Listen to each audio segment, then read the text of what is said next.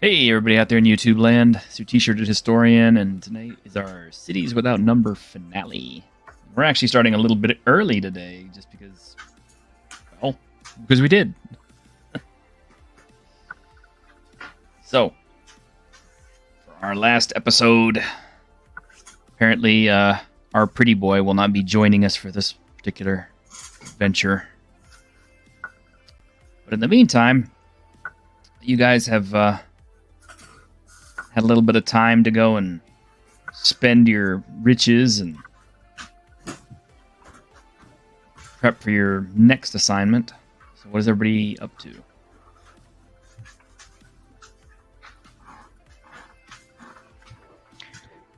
Down at our safe house, just sort of working over my guns, disassembling them, making sure reassembling. Making sure the firearms are in working order. Yeah, and I'm also charging my fist because apparently I gotta plug it in. Yeah, you gotta keep your waifu fist plugged in all the time. Punch him! I'm only on one bar. Oh no, my character has 1 hit point right now. I think you've recovered since then. Good. It's been enough time. Unfortunately, I haven't leveled up, I don't think so. Oh, I have a level 2, but I'm not level 3 or anything. Oh, that's okay. You won't survive to reach level 3. I had a feeling. I've seen Edge Runners too. I think I know how this is gonna go. You know, a cyberpunk game that doesn't end in a TPK is just not a cyberpunk game. Mm-hmm. Cyberpunk is not meant to end happy. Well, can you say most sci-fi horror games end happy? Because I mean, like, Darwin's World probably doesn't end happy. Cyberpunk doesn't end happy. Shadowrun doesn't end happy. Alien doesn't end happy. A lot of those sci-fi horror type, dystopias and all this kind of stuff. To me, it's not really how the game ends that matters.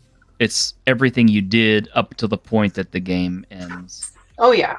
It's one of the reasons why I enjoy playing Kingdom Death Monster so much, because it's like the ending almost always is bad.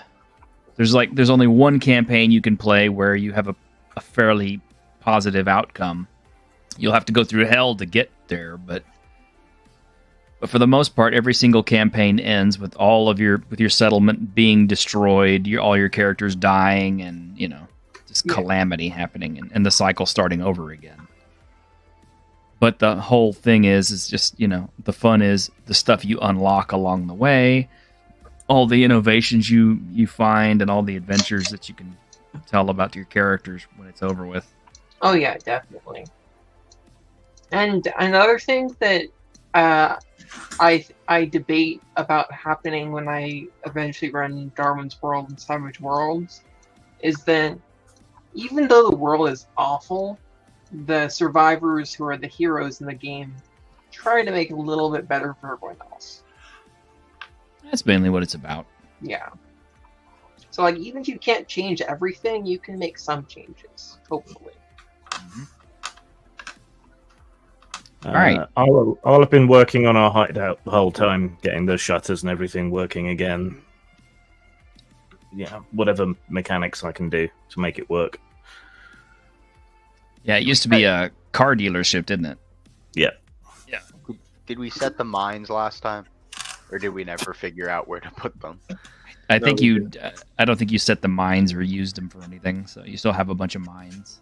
We did purchase and park a bunch of beta cars in front of the gaps in the fencing, though. Yeah, you had the money for that. I really want to run a fantasy game in Dwarven Mine. Damn it. Alright, now I'll set them up in the beaters, making sure the lasers are like as low to the ground as possible, but can still be tripped.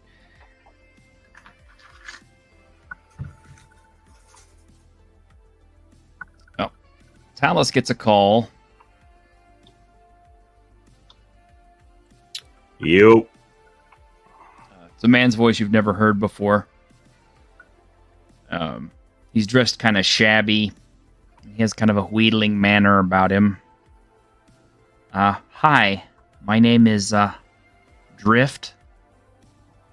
Got a job for you if you if your little crew is interested. Sure. What's the pay and what's the dates? Okay. Pay's pretty good. Guy's offering 180 thou up front. Okay. On the job? Well, job's real simple. So we got two gangs, and they're trying to make a deal. If the deal is successful, then one gang can get a whole bunch of money out of the deal. But our client's got some beef with that. You know, some clients just want to watch the world burn, or at least he wants to watch these guys burn. So, Okay. So anyway, the deal is we got two gangs. We got the White Lion Band that's run by Vector Murakami. He's a expansion-minded gang boss. Used to be a corporate exec. Is on a mission. He's trying to be a kingmaker, moving a piece on the board. You know. Doing an Arasaka. Yeah. Okay. Yeah. The other guy we got, Kazuo Casanova Watanabe. He's with the Ebony Blossom Syndicate. He's a megalomaniacal gang boss. Used to be a corp manager. He's a gang strategist who's kind of wanting to make this move on the White Lion Band and take their territory, take all their turf and everything else. Stands to make a lot of money off of it. So they're both corpos playing at gangs. Well, you know, aren't all corporations just basically gangs at heart? More like organized crime, but sure. What corps did they work for? Watanabe used to work for Kang Tao. Murakami used to work for Arasaka. Okay. They used to play for big boys. Yes. I guess they'd rather be big fish in a small pond, but that's, yeah. A big Chinese undercutter, an Arasaka who'll do anything to be on top. Yeah. So 180 thou up front, and on completion? Well, gang's got a lot of contraband. It's supposed to be worth maybe twice that. So. Okay. So we'll need to shift that gear if we can nick it. Okay. Yeah. So what do they want to happen? Just this deal to go south? You know, what's the outcome they want here? Well, here's the thing. Murakami's guys, the lieutenants and associates don't want to take the deal. They have no intention of coming through with it. But Casanova, well, he made his bones by basically being a bit of a courtesan. He's a kind of a pretty boy. Had all the really nice sculpting and everything done. Sold himself out for lots of money to lots of big corpo people, so he knows all the right buttons to push and all the right people. He's kind of a smooth, silver tongue talker. And he does have a kind of an effective little secret weapon. He's got a file on all the dirty shit that Vector pulled off in Arasaka. He's willing to trade that. for control of the gang. Right. Deal's supposed to go down at a club called Darkwire. It's not exactly a, really people-friendly place. It's kind of tense. But everybody in the club is kind of being employed to go through with the deal. So. Right. So an invite-only kind of deal, right? Well, pretty much. Security's going to be pretty tight. You got 2 big gangs. They got all their people there.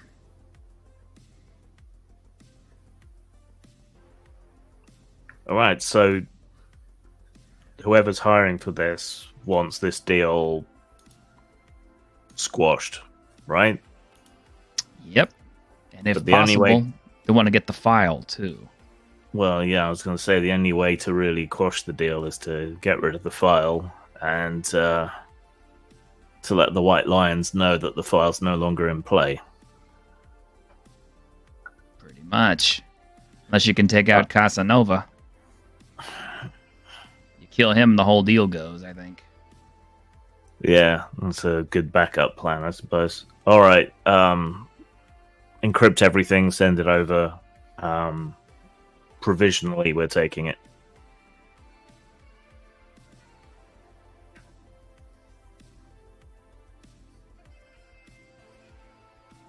All right, I'll let them know. Your patron for this is Netrunner, goes by the name Gridlock. Apparently, he's interested because the site that the gang's working out of used to be a research facility, but it's also kind of a big deal. If the gangs can be taken out of the equation, he stands to profit a lot. So. Okay.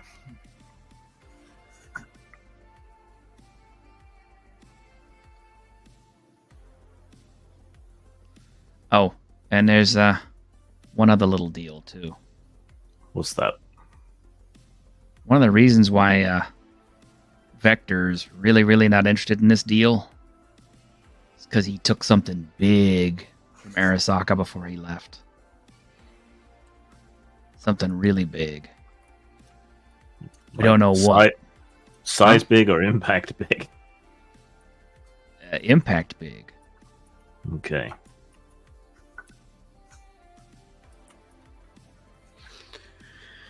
All right.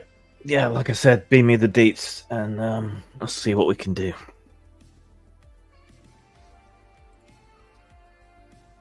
Yeah, you get the deets.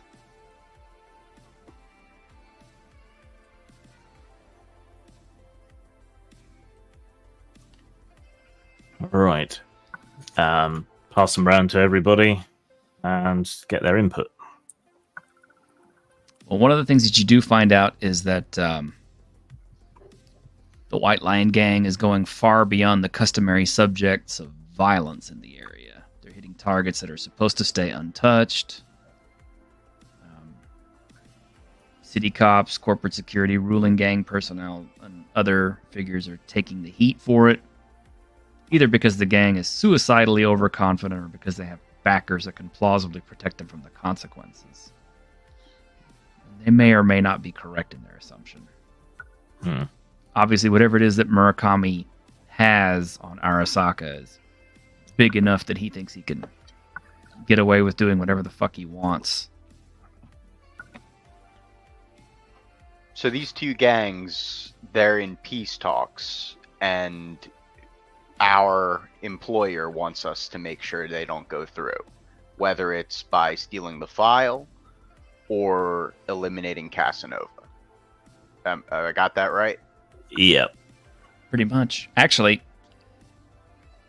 in your Fixer's opinion, in Drift's opinion, he'd love it if the gangs just wiped each other out. That would be the best possible solution. Because his employer could move in and take the property afterward that they have.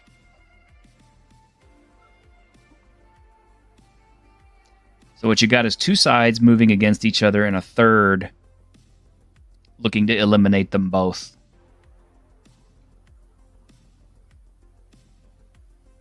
Why don't we just fan the flames? We escalate this with a false flag attack on the White Lion's den, and hopefully they'll retaliate.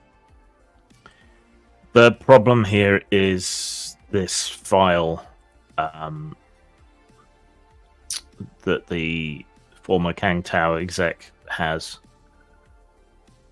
Casanova has.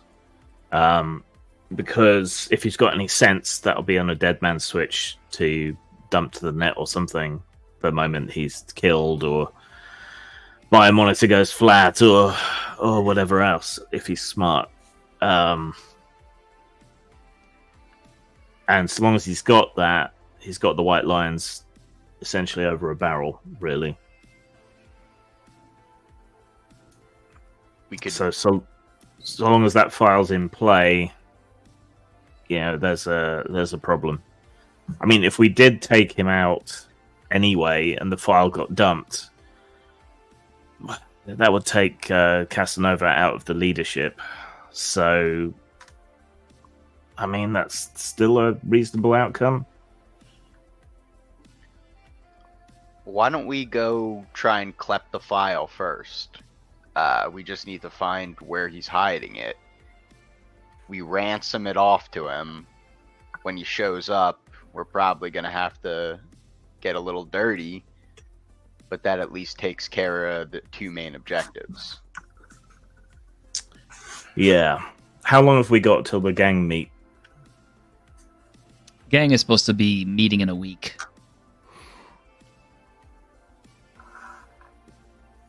Okay.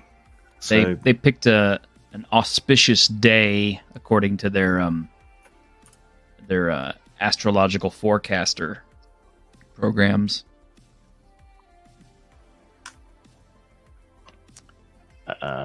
how do we know that? Your fixer will let you know. It's like, but since both gangs are Asian, they have a tendency to want to follow certain traditions and things. So they used a bit of numerology and techno wizardry to figure out that this would be the best day for them to do this deal. They use Do you know I what Ching app as they- well. Probably. Yeah. Do you know what app they use? No. I was imagining a digital I Ching. Yeah. Well, that's Yeah. that's That does exactly exist. That does that's exist. exactly what he's implying. It's like, the gangs are using ancient fortune telling methods to find an auspicious day, but of course they're like, they're programs or AIs. On behalf of all my people, I'm so embarrassed. I was just thinking we could hijack the app and like feed them weird messages. Or so. I mean, that would be awesome. Move the hand on the Ouija board. What were the names of the principals in each group again?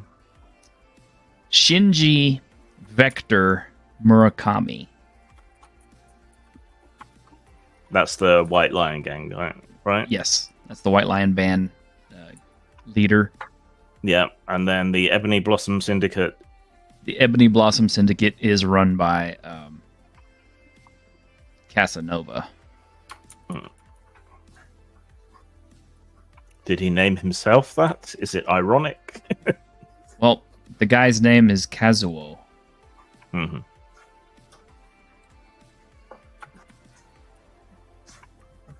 Kazuo Watanabe. So Kazuo Casanova. And you have to do a little bit of digging to find out what their backgrounds are, and I can tell you more. Yeah. Well, I mean, he's already a race traitor, a Japanese corporate working for a Chinese company. I mean, dear. Mm-hmm.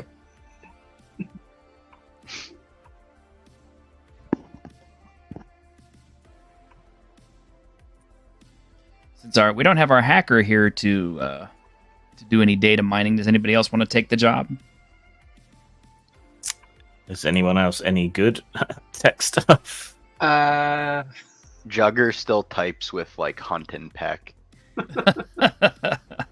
Zeus is only good at maybe talking to people and like novice at shooting, so he's Got just the a fix. middle manager for a co-op, community co-op. So Hunt and Peck would be a good name for like a netrunner duo. Yeah, who hack together. It would be good. But, okay, does anybody have the program skill? No. Yeah, I got it at 0. I mean, Better than you're able to do it. Yes, it's better than everybody else. So I mean, away you go. if you choose to use try to employ the net to find out more about them, there's that. Otherwise, you can find somebody who's got a connect, who has a high enough connect role, and you can ask around and see if you can't find somebody who will tell you. Oh, what if Dwight, the security officer I know from Militech, has connections to a perp or whatever, someone in the company who can do some hacking for us? Hey, there you go. So, shall I call up Dwight? Sure. Okay, just keep it vague. exactly. Of course. Hey, babe, Dwight, how's it going, man? So, what are you asking him? Oh, I'm asking him, like, does he have any ways of anyone he knows who can assist in hacking in a less than legal stance, but just under the table? I'll even pay him some money to keep it under the table. You need a hacker? Yeah, I'm assuming you want a good one, right? a fairly decent one, not a terrible one, of course. What is everybody's levels? I'm level Level 5. 5. 3. 4. All right. What I'm gonna do is average you guys levels. See what kind of level you guys can get.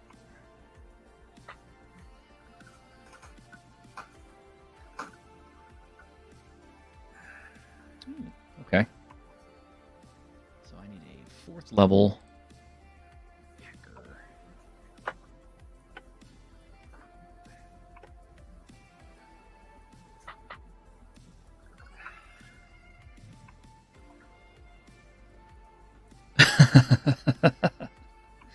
Uh-oh. God,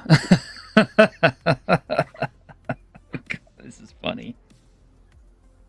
Okay. Yeah, he'll point you at somebody who might be able to help you. Okay, thanks, Dwight. I'll talk to you later, I hope. So the guy's name that the hacker you're supposed to be looking for is a guy named Apollo Day. Does he Apparently, sound familiar to us? No, but apparently he has a lot in common with Odin. Oh no, he's no. He said just no hacker. he said just start checking the homeless encampments and stuff, and you might find him, or maybe try behind the liquor stores. Oh, didn't you ever hear of this guy? I don't know. Have I ever heard of him? Seems like he goes on your travels in your circles. So how's one vagrant supposed to know one vagrant from another? Well, I figure you're hiding within It's- the vagrant community. Welcome to the Wino Network. well, maybe I don't know. Maybe he's ex-military as well. We've also fallen his luck. let me see if I have this right. We need this man. This man has been recommended to us as a competent hacker. One of the Yes. premier ways of stealing money and secrets from people, and Yes. he's a bum. Yes. Hey, man. I was like in the gutter until you guys helped me out. So why can't he be good too? And I think you believe at least I'm pretty good in the fight, and I bet you he's pretty good at hacking. Resh Bartmoss used to hack from inside a fridge, and he kept a decoy apartment in case anyone dropped a rock on it. So you know.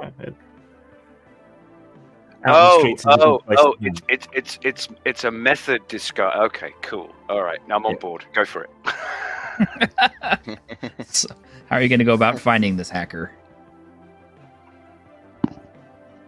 We're gonna. Is there like a network of Hack of The winos? Wino Network. Yeah. The Wino Network. Hey, I'll start going around to the missions and stuff that I used to hang out at a lot. Hello, my name is Bob. Welcome to the Wino Network. Here in the Wino Network, we keep a constant communication, and you got a drink, pal?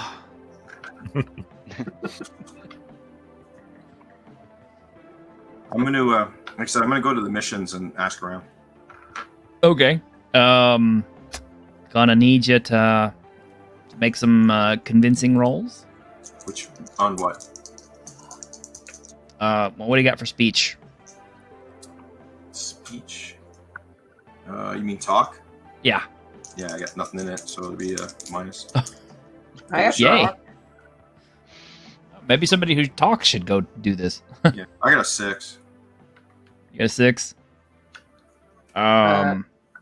You take a penalty for not having this skill number or skill rating. Yep, that's included. Oh, okay.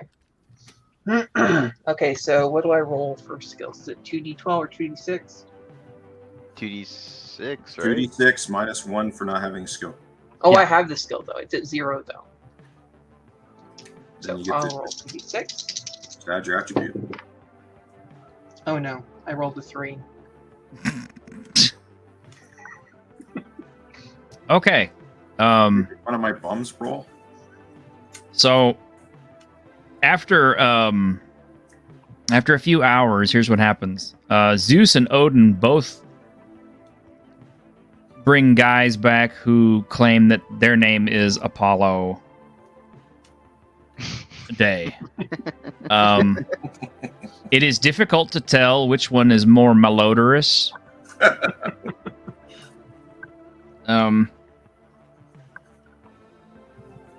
The main difference seems to be that Odin's guy apparently is from checking him out is loaded out with a shitload of cyberware. Like a lot more than, like we're talking like ex-military grade. I push the one who's calling himself Odin that I brought back, like, come on in, other Apollo. Hey, but you said I could get a drink here. I throw him some eddies and go get yourself a drink. Thanks, pal. You're welcome. Now go.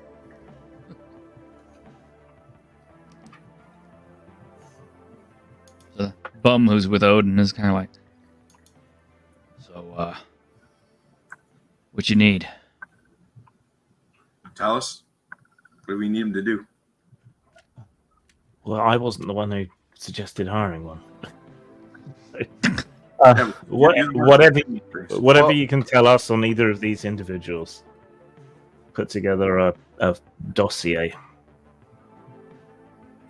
And if anyone else has any suggestions, now's the time. And Got a if, terminal? Do we? Do we have a terminal? Yeah, you should have a terminal here. I mean, you got a hacker here. Okay, Oh, well then we I used- bring him over to there. We used to have a hacker here. I probably get upset that someone's touching their stuff, but yeah, what the hell? I'm sure Pretty Boy's going to be real happy about a guy who who smells like this, sitting in his chair and touching his stuff. But the funny thing is, Apollo just kind of, even though he looked like he could barely stand whenever Odin brought him in, is like he straightens up almost immediately when he sees the keyboard. He'll sit down straight. He'll roll up both of his sleeves, and you'll watch his fingers basically like splay and spread apart and break out into lots of little digits that start typing away on the computer, just like on the keyboard, just like unbelievable speeds as he's looking over the stuff. He's really engrossed in his work, and the first thing he'll say is, "I'm gonna need 6 XXL burritos and all the chromanticore you could supply me with."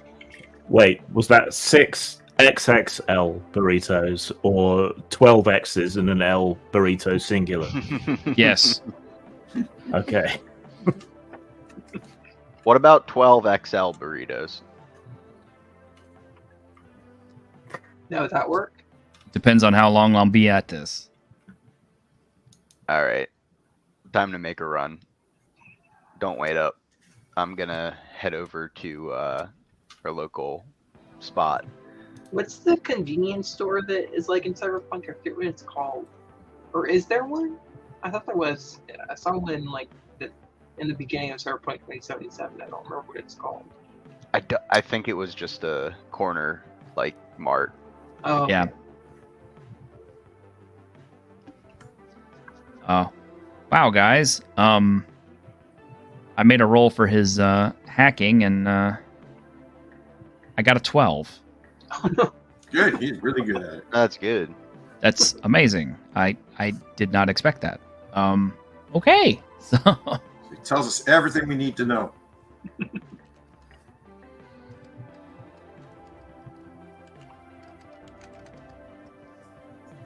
Oh, and can you also hack into their I Ching AI programs and spit out crazy information to distract them? he probably can, but since they've already agreed on the date, it would kind of be useless. But Just for fun. so he'll ask you guys, what do you want to know? Ask your questions. Talis? Why am I in charge? I'm Fine. on the food. I went on a food run.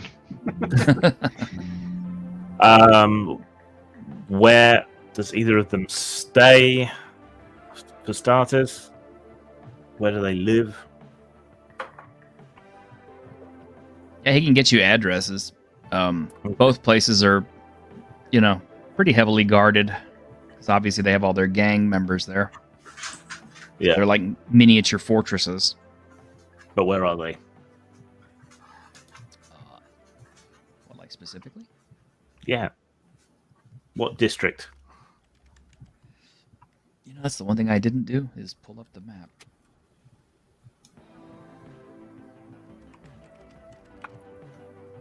Uno momento. Official Cyberpunk 2077 interactive map. Our safe house is like out in the Badlands, right? If I'm remembering correct. It's on the on the edge of edge. it. Yeah. Okay. Yeah, because you guys are in Arroyo. Or in, not Arroyo, but Santo Domingo. Or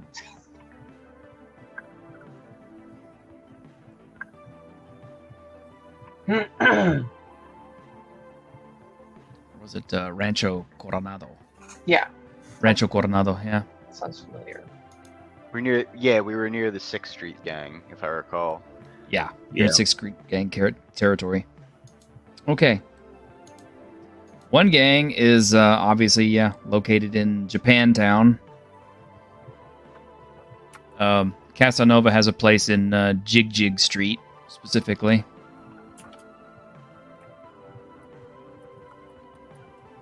How it is that he's managing to operate without the tiger claws getting up his ass is kind of a mystery. Maybe he's partially employed by them. And the White Lions operate out of Kabuki.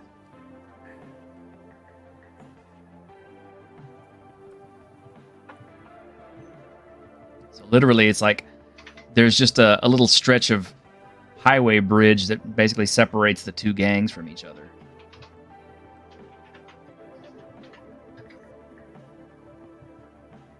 Well, then why don't we just try and like make a distraction in the street to piss off both gangs, and they start firing at each other or something like that?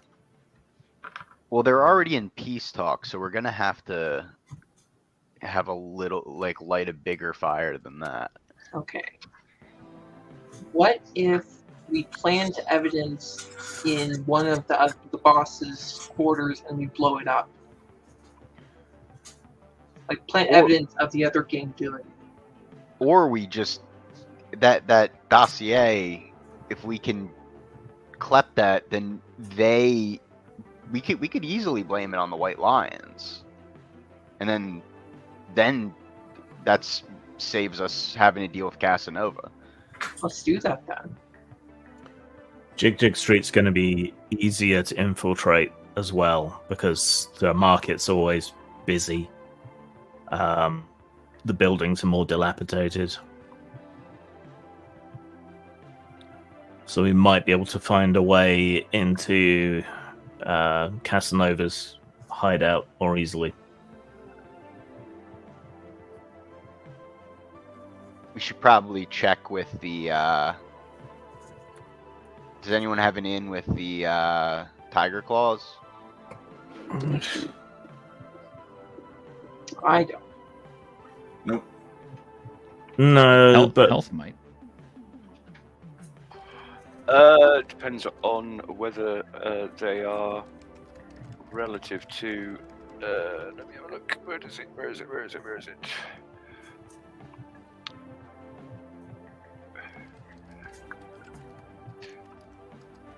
Depends on whether they have any particular Hmong affiliations and or sympathies, I suppose.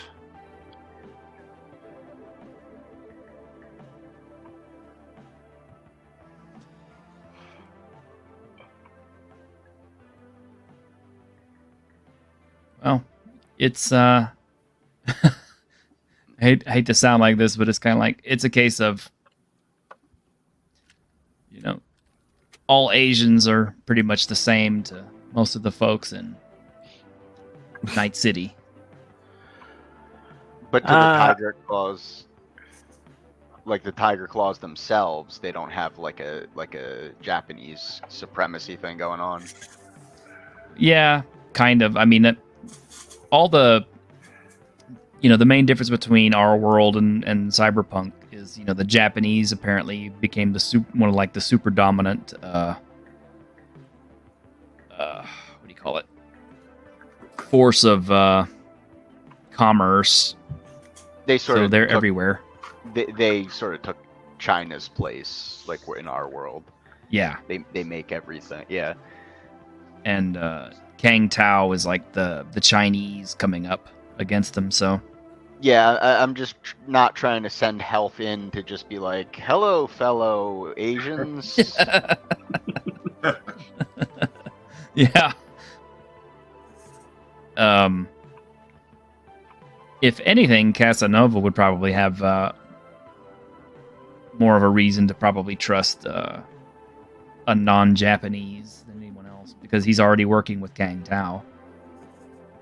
And Kang Tao has already kind of proven itself to, you know, they'll take anybody as long as they sign their 40-year contracts and stuff. Can you imagine working at one place for 40 years and being contracted to work there for 40 years and nowhere else? Contract as a gang member. As I say, what about the Sea Org, the billion-year yeah, contract? I was just going to say that. You think that's bad? I mean, I just got my 10-year service award from my job, and I'm like, God damn, that took a long time.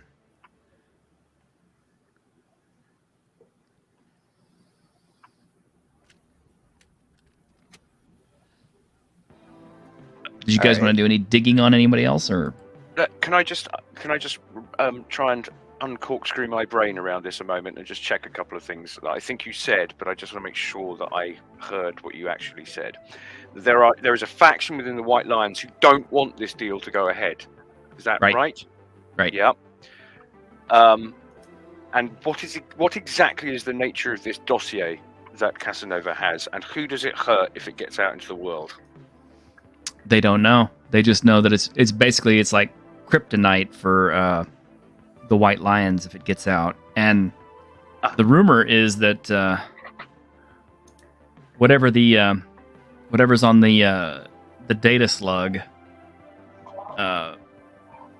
would kind of, if that landed in Arasaka's hands, that would kind of inform them as to what Vector had been up to. Because apparently he stole something big from them and got away with it.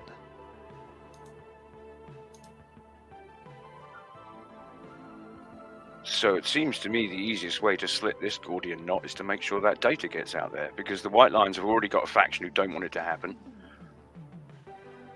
And if it can be known that Casanova was, inverted commas, responsible for this data getting out, then no more deal, at least, right? Yeah, which is why we think grabbing the data chip wherever it is seems to be the best bet.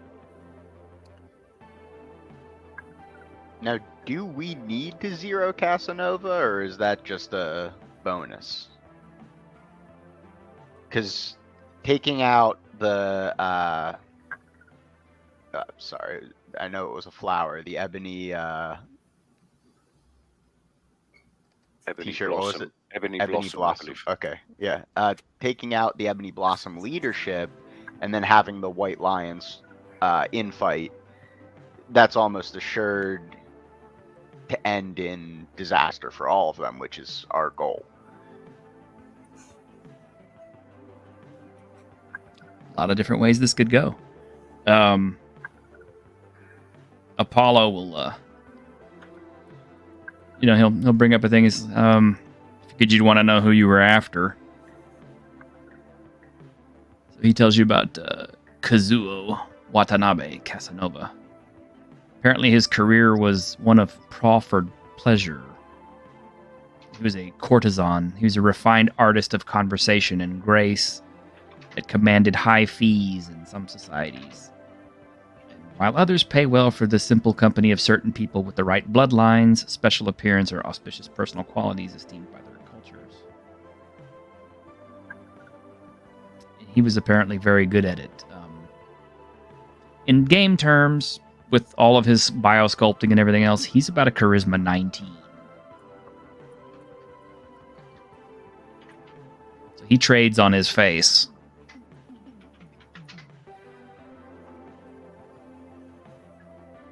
So he must be quite recognizable then.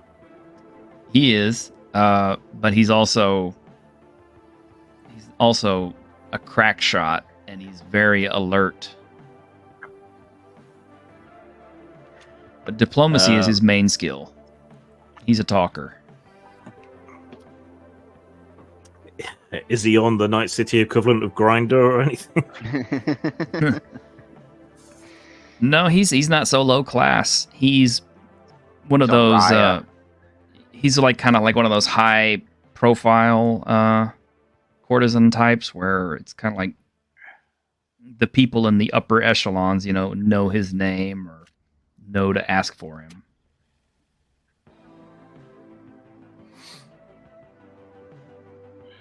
So here's a cleft stick. If we kill him and release the data, then it doesn't look as bad in a weird sort of way, because he's dead, so the data could have been released against his wishes. If we don't kill him and release the data, he could talk his way out of it. Yeah. I mean, we could always cut his tongue out. When has that stopped anybody from talking? Alright, and cut his fingers off. It's cyberpunk, baby. That shit's Yeah. replaceable. Cut his lips off. Again. Not if we cause enormous nervous system damage. Yes. Hell, Oh boy. So, Apollo, here's anything. So what, you want me to start trying to find a mycotologist? Health, whatever you've been putting in those syringes, maybe we can make it look like an accident, like he mixed some meds, an overdose. Is there anything in his record about him being adventurous or any type of drug that he prefers? Turn to Apollo. Interestingly enough, he's got a pretty clean sheet, other than, busts for prostitution, which isn't entirely illegal. It's a case of he probably does use a little bit of recreational substances, but who doesn't? I mean, it's Night City. But more to the point, if he's using them, it's probably in company that's also expecting to use it too,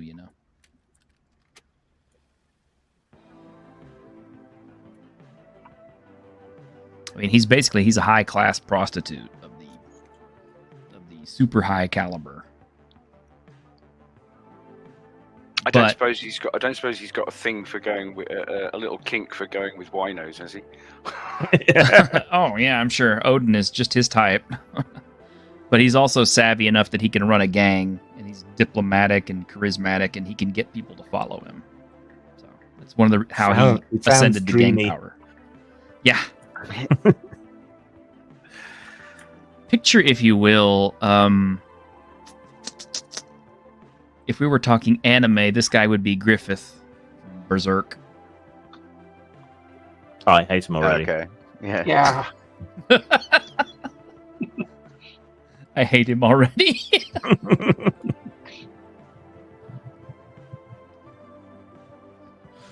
They do actually manage to get you a picture of him.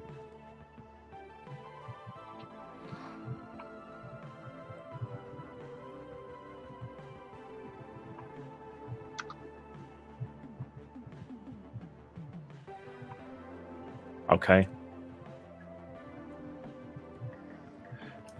He's got to die just on principle, that picture. Do we know? Is the White Lions, are they being led into this purely because Vector, we suspect, wants to make sure that he's on the right side of Casanova to make sure this file doesn't get out? Is that the tension here? Well, the tension is that, if, right now, Vector, whatever it is that he has that belongs to Arasaka is kind of like guaranteeing him and his gang kind of an immunity from the shit that they're doing, which is basically some, like I said, more violence and more havoc than ordinarily they should be able to get away with. They're basically using that bargaining chip as leverage. Because it's like any time that they have issues and things like that, it's like they say, well, we've got this, sure would hate Arasaka to come knock on your door. Yeah. All right. In principle, that could be just, Kaiser Soze, right? There's nothing there, and that might be even what's on the file. He's got nothing.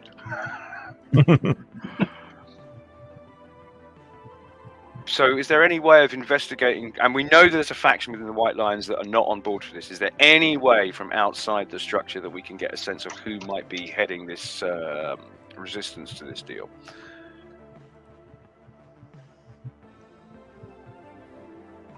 From outside the White Lions? Yeah, it seems to me extremely unlikely that they'd bother committing it to an email, but, Require a little bit of street checking, so somebody's gonna have to make a connect check. Does anyone have Connect? Because I don't. No. Oh. Nothing in it. See, this is the problem. It's like are the two most useful people that I originally generated with this in mind. Was Ironcaster's Rocker Boy character, which he hasn't been back since the first adventure. He was the face, the connection person who could talk to people. And then the other person would have been Simon, the hacker. I built an adventure specifically with those two guys, being kind of able to do more than anything else, and it's like they're not around for it. So instead, all I have is kind of like the street meat guys.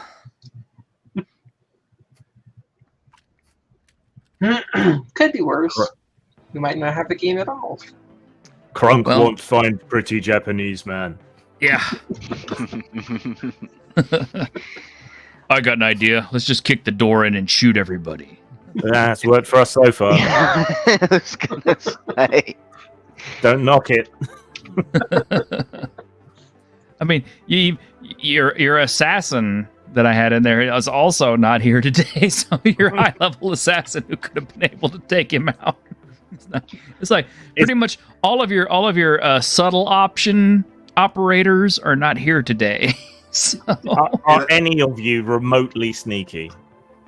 I do not have stealth or any sneak. I don't have sneak at all. No. Are you a tank? No.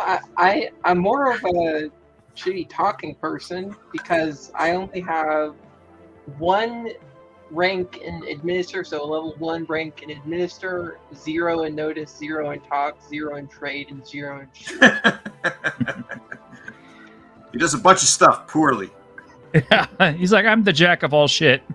I'm spread even more thin because I got my shoot up to 2, so I have a bunch of blank skills. Jugger was supposed to be the tank. So Yeah. Hey, during last session for upgrade there, I bought 2 more dogs, so. I mean, so just gotta fight. I'm ready. Got a bunch of tooth and claw. Throw the dogs at him.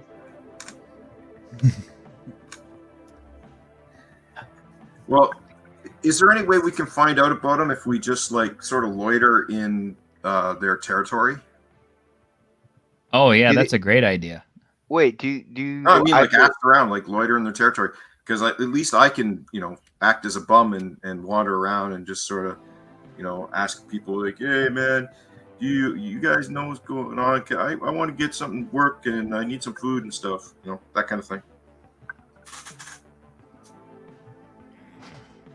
I don't know if that's a good idea. We might get too exposed before we go to pop out of. I could do it. Go ahead. Okay, sorry. I could do a free clinic for the Prozzies working out of Jig Street. That'll give me an excuse to hang out. See, I was thinking maybe we can use the medical front to get us in. We just need to make someone inside sick in some way. Is there any way? Oh, go ahead. Or we could just wait around for nature to take its course. If they're out there burning and killing, one of them's gonna get shot. Is it at all possible for me to organize a co-op for a community co-op for them? Oh, what? I don't think we've got time for that. Okay, just only got a week. Yeah. That's wonderful if you had a year or so to collect financing and find a building and get people together and a free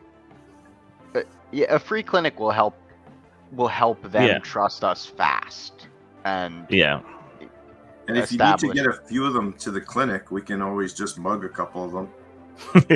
Odin, did you buy a replacement drone? Yeah, I bought 2 more hounds. No, drones. No. You had an aerial drone. No. Because the last one got blown up. I can go get another one. I got a contact. So which building in Jig Street is his base in? I mean, does it matter? Well, is there another building next to it that's of the same height or taller? It's Night City. Yes, always. Yeah, but, There's always something right taller. next to it. Okay. Yeah. There's a So- section of Jig Street that's all pretty much about the same height. Okay. So if someone can get on the roof with a couple of riot control vomit gas grenades and drop them in the aircon, that makes a good excuse for medics to show up. All right, I was just looking up grenades too. So they have gas grenade. Would they T-shirt? Would it be the cost of a gas grenade? Sure. All right. Yeah, just purchase a couple and we'll see if the plan works. Okay, so that's okay, that is what we're going to laughingly refer to as a plan, but that only gets us in. That doesn't. I'll buy a couple of respirator. Well, a respirator. I won't need one, but someone else might. Talus is a beyond mortal men. Yes, it's because I'm a genetically engineered corporate stooge.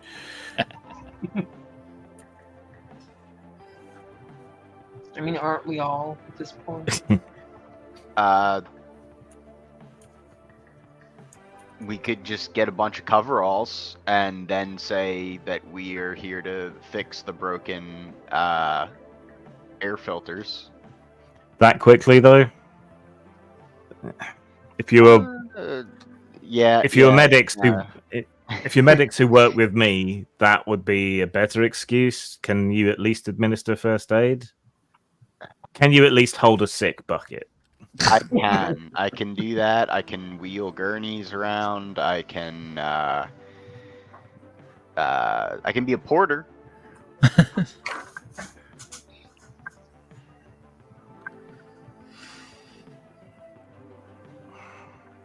All right then. So, tentative. Okay, plan. Someone, whoever is the sneakiest, or at least the least obvious out of us, gets onto the roof of their building, drops the vomit gas grenades in their aircon. We wait for people to start vomiting and being sick. I turn up claiming to have a med contract because it's better than the trauma team because I'm cheap. And with a crew along with me to come and help them out. Then once we're inside, we pantomime doing triage and dealing with the issues, and it gives us a chance to look around inside at least. Okay. That's about as good a plan as it's going to get without any face men on the team. All right. So, who is your designated vomit dropper? I'm probably one of the better climbers here. Yeah, and we don't want you touching anyone, otherwise they really will get sick.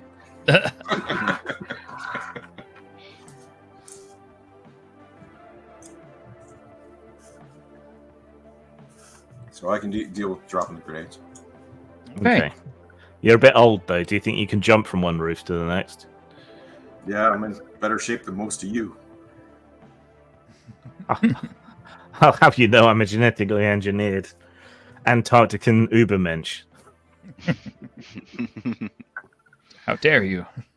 Yes, how dare you insult my carefully designed genetic heritage. All right. Give me a sneak roll. 10. Wow. Okay. So, Odin just very sneakily, manages to climb the stairwells and stuff of a neighboring rooftop and somehow stealthily drop down on top of the White Lion's den. He finds the AC units and drops the gas grenades in. I bought 4, by the way. Damn. Okay, so that's gonna fill up an area pretty quick.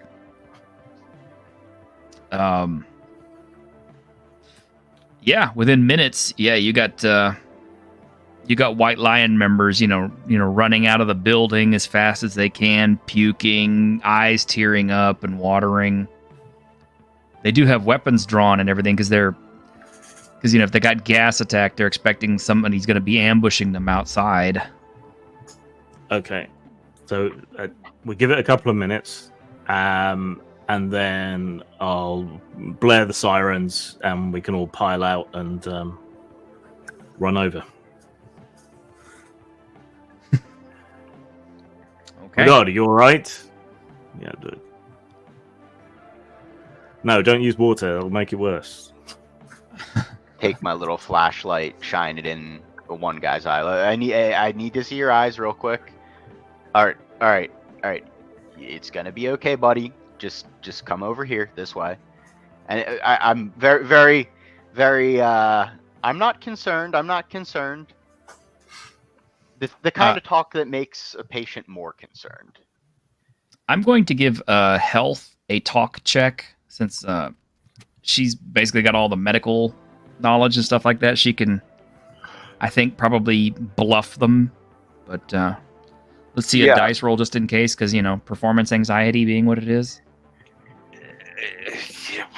Yes, she is also, what to acting as a wasp is to a pedalo. So,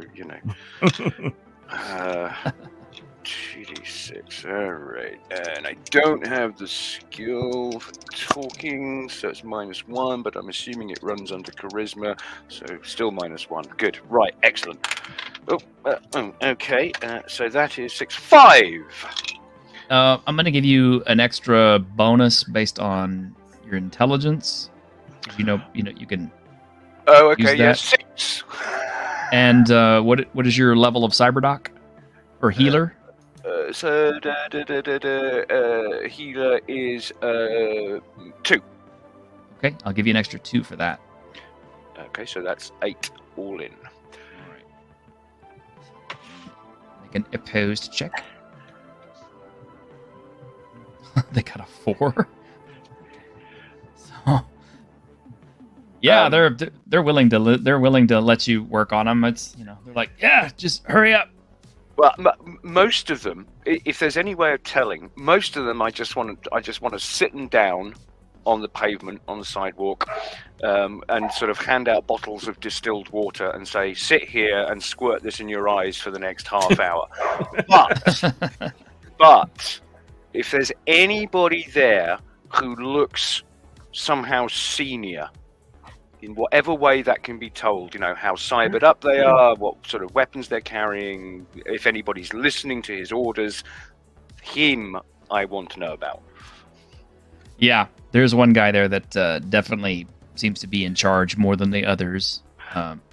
It's probably Vector. He is a tall, kind of rough-looking guy who barks a lot. I thought they were the Japantown ones. We went to Jig Street, which is the Ebony Blossom Syndicate. Oh yeah, you went to Casanova's place. My apologies. Yeah. Okay. Yeah, you can definitely tell which one is Casanova. He's very striking.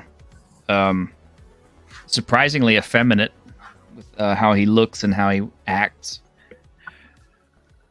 But for some reason, these guys, will do anything that he tells them to. His men do dress particularly nice, though. They all have a very high class of style. I mean, for gangsters, these guys don't look like street-level thugs. They look kind of like mid-level corpos, almost, the way they dress. But you figure all their suits are like armor suits and stuff.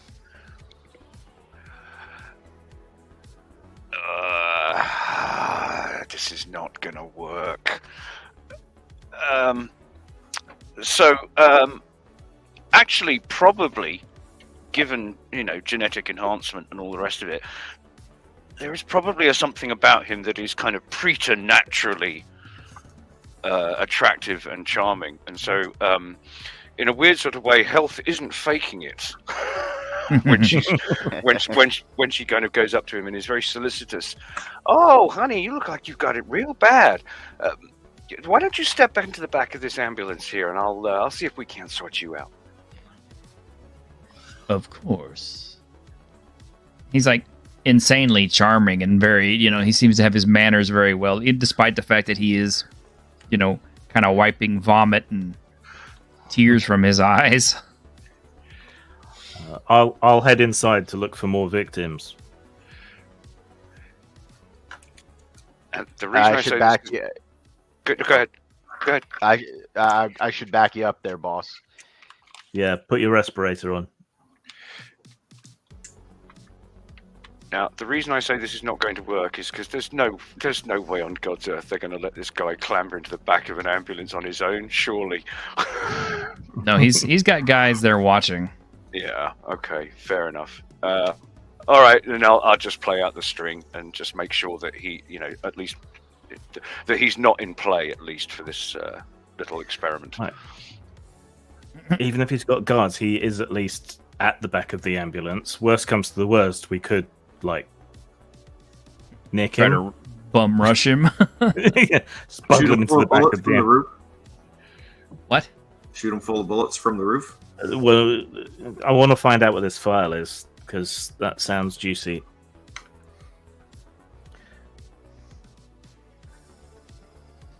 Right, You don't have. I'm sorry. You don't have a lot of time for like a heavy duty sweep. So Yeah. All right. Do you want a notice roll? yeah, just give me each of y'all give me a notice roll. It's 2d8, isn't it? Or is it 2d6 in this one? 2d6. 2d6. 3.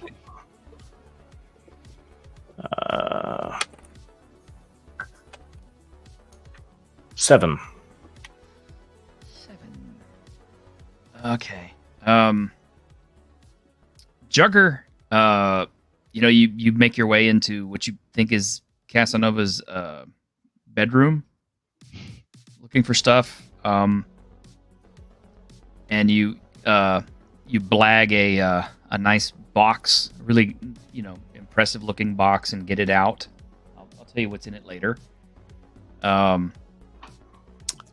also have infravision if it helps. Okay.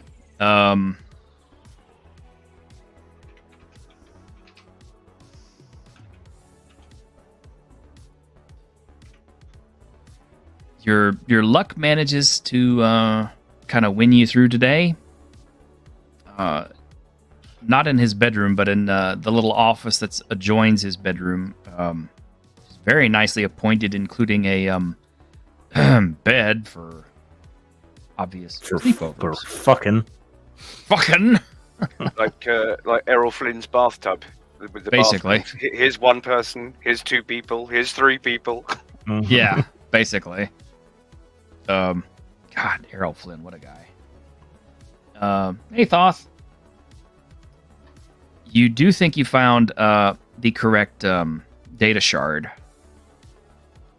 Right. What makes me think that? Does it have top secret Arasaka data do not steal written on it? Or No, I mean, you'd have to slot it to find it, but I mean, the fact that it was kind of sequestered in the locked desk and stuff. Okay. How did I get into the locked desk? Brute force? Yeah, you had to brute force it. Okay, fair enough. All right, people, we have something which may or may not be the target. Do we want to kidnap this guy as well, or are we going to leave him be for now? Jugger's got a big box of something. Yeah. Probably. I'm not sure. Probably dildos. Probably. We need somebody wielding a giant dildo as a weapon. I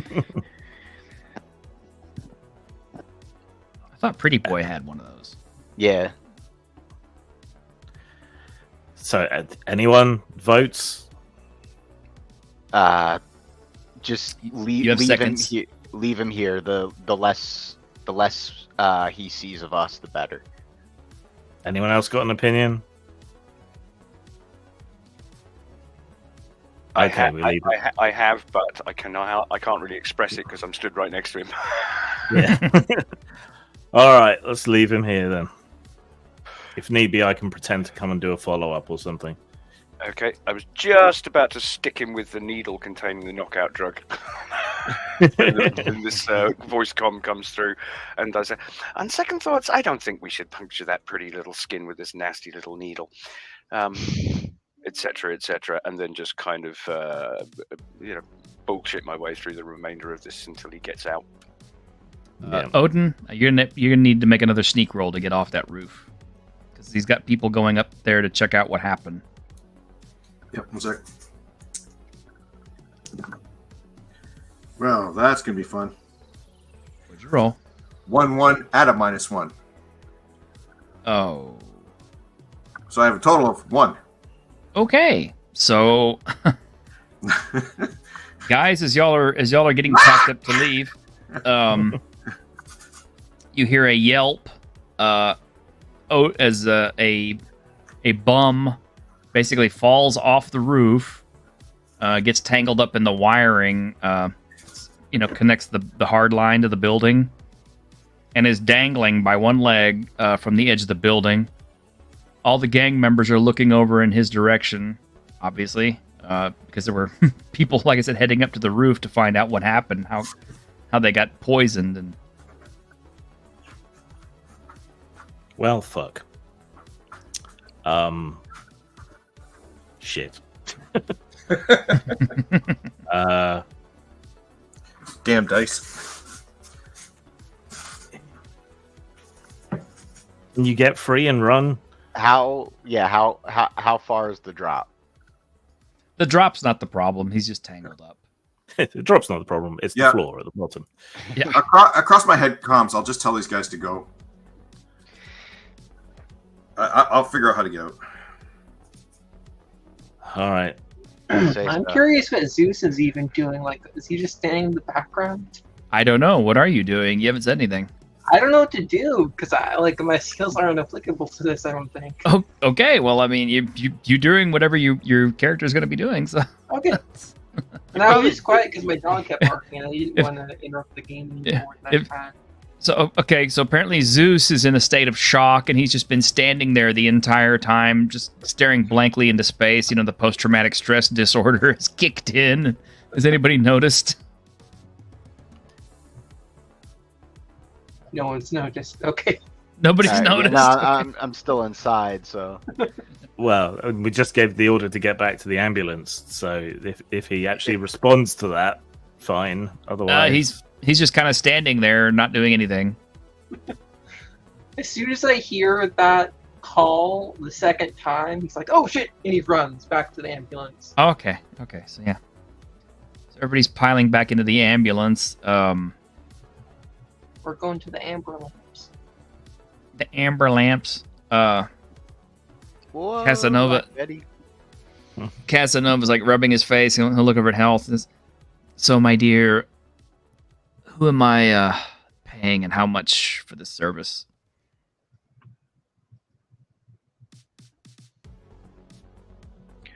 You can pay me.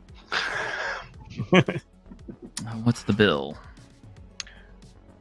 Oh, let me see now. And looking Ask around. for his fucking number. Ask for his number. I might not be able to resist that anyway. Glancing across at them, it needs to be pitched just right. So something outrageous, but not, absurd. There you go. There's a fine gradation for you. Okay. So Less than Trauma Team or REO Meat Wagon. So throw a talk roll at him, because this could be funny. It's gone so well so far. Okay. $1 million. Okay, so we've got no skill, so 7 on the dice, -1, 6. Do you take rubles? A 6? Yes. Okay. Yeah, his eyes will glow, blue for a moment while the credit transfers to your account. You're 15,000 richer now. Jolly good.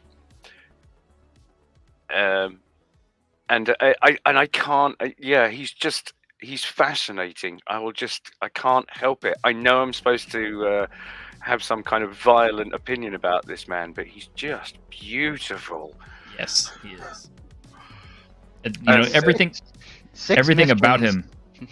Everything about him is aesthetically sculpted, designed. I mean, from the tone of his voice to the way he moves, and everything is just designed to, suck you in and make you go, oh. So if anybody, as they're kind of rushing from the building, comes out, they actually see, for the first time ever, Health give a girlish little giggle. He'll plant a kiss on your cheek. That's a bonus. Guess his number. I don't suppose you'd... Oh, no, of course, it's stupid. He wouldn't be interested in, But maybe you wouldn't... maybe you'd like to... I don't even know how to say it. Presumably there's a system where you can kind of hold portable contact, personal contact devices. He'll flip out a gold card holder with a crisp sounding swish, clink, and hand you a card. It is Pale Nimbus with Romalian type. And my God, it even has a watermark. Take it, stare at it. Now, at this point, it's rather like one of those weird scenes. I can't think of an example now, but those scenes in films where somebody's shell shocked, and there's a sort of sound, and everybody's in the background running around. Yeah, that's exactly what's going on in Health's head right now. The chaos. Well, if you've ever actually seen American Psycho, then you understand the reference.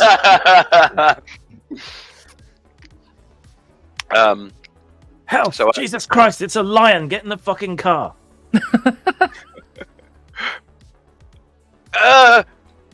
I'm sorry. I hope we can meet again under better circumstances. Call me. Oh, for sure. She clambers back into the back of the ambulance.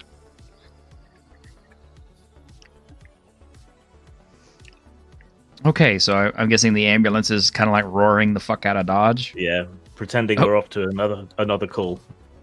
Okay, Odin. Oh my gosh. So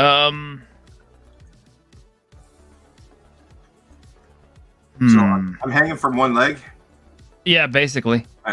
So I'm going to start just babbling.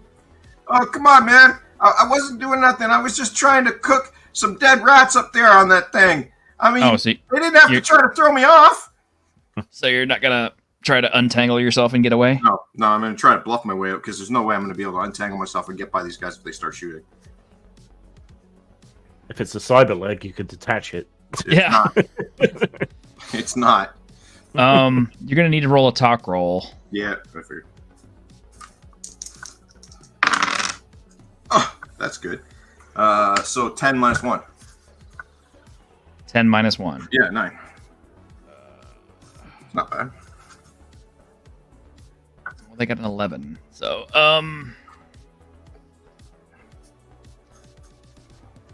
so here's how this plays out. I'm assuming everybody's heading back to the car lot. Yes. Yes. Yep. Okay. Odin arrives about 4 hours later. He's got exactly 1 hit point. Apparently, they had fun either using him for target practice and for, knife throwing, beating up, and everything else. And basically, they kicked the shit out of him for a little while. But thinking that he was just a bum and in the wrong place at the wrong time and already frustrated by what happened earlier that day, they just took it out on him. But they didn't ultimately hold him responsible for it because they didn't think that, look at this guy. He's not going to have any grenades on him.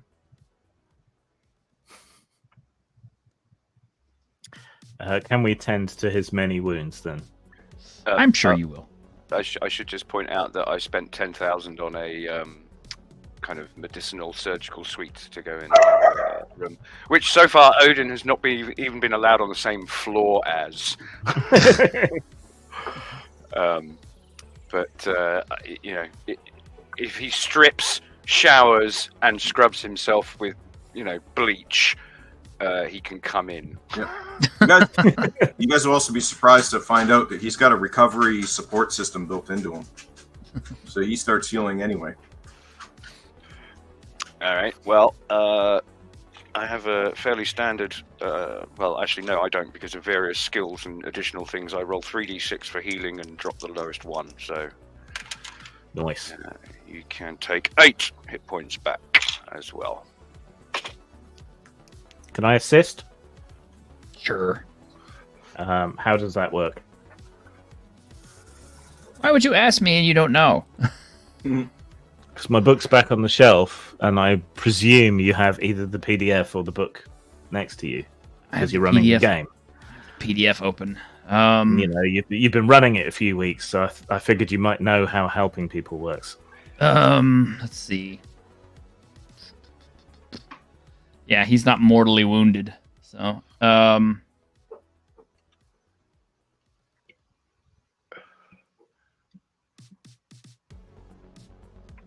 doesn't actually say anything about helping for that. Okay.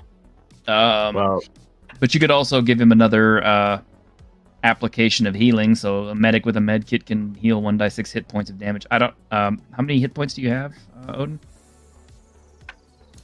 I got 15 now. I'll have 5. So After, everyone does their thing. okay. So Well, You I can should have have another left hit with you. back from me then. so Yes. Grim can give a d6 of hit points plus his heal skill level. Oh, okay. Skill level, not skill total, right? Yeah. Okay, so you can have 2 more hit points back. But 1d6 plus heal skill Yeah. level. Yes, I rolled a 1. 1 plus Oh, 1 wow. is 2. Wow, that's okay then. Yeah. Well, see, what I decided was that clearly they'd been beating him with a baseball bat, so I prepared a homeopathic dilution of baseball bat using a toothpick, and then gently beat him with the toothpick to make him feel better. Okay. Odin, don't forget to take all this healing into your system strain. Yeah, that's what I have that recovery support unit for.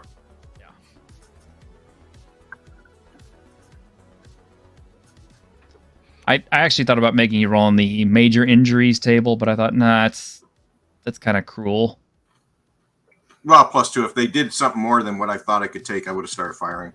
I figured that's also kind of what I figured too. I figured like, yeah, if they're gonna beat him within an inch of his life, then he's Then probably it'll not be gonna just my sit there dogs. and And they would have had a whole bunch of worried about. Okay. that they just roughed you up. I'll take the shard over to the homeless netrunner who we have no emotional connection to and say, hey, could you slot this and have a look, please? Sure. He says so obligingly and slots it.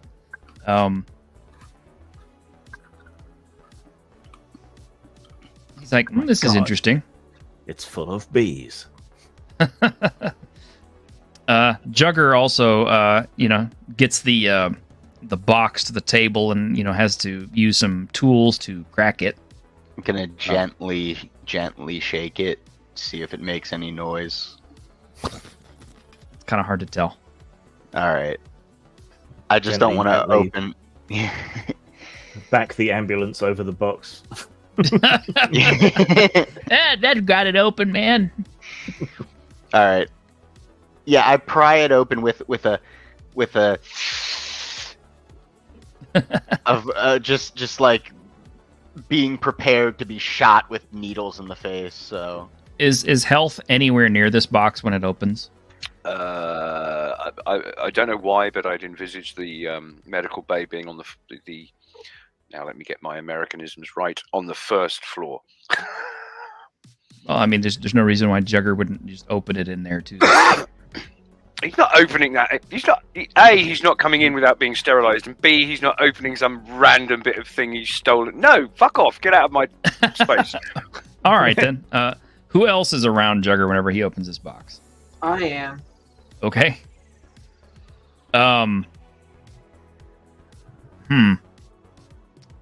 Zeus, I'm gonna need you to make a saving throw.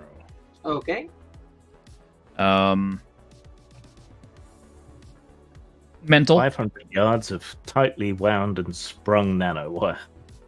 Is this just a D20 roll? What? Is this just a D20 roll for this? Yeah, it's Okay, just making sure. yeah. Because I haven't played this system a lot.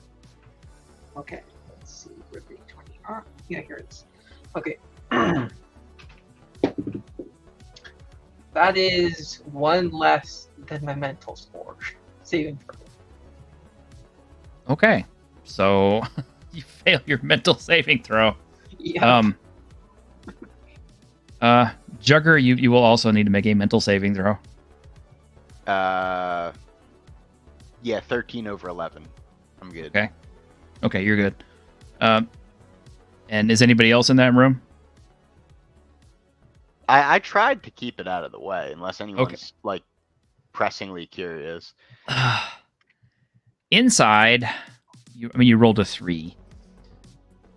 Is all manner of how to put this delicately? Devices to be used on the lower portion of someone's anatomy, but Shoes. they're Shoes. no, not that part. Higher than that? Yeah, a little higher Shin? than that. Shin? Yeah. Shin guard. They're Playing soccer. inner thighs, Okay. crotch. Yeah, there's a selection of tools, machines, insertables, and other things, the likes of which you have never seen before, and the human mind could not possibly comprehend. You're not sure who designed these things. You're not sure what their purpose was for. You're not even sure what kind of enjoyment somebody would get out of putting these things in their body, but clearly they have evidence of being used, and there is kind of a distinctive smell. Health, good news. Zeus just stands there shocked, his face turning pale as he envisions all of the nightmarish uses and procedures that somebody could devise for these things. Jugger's gonna slam it shut real quick and just with like sort of a blank look on his face.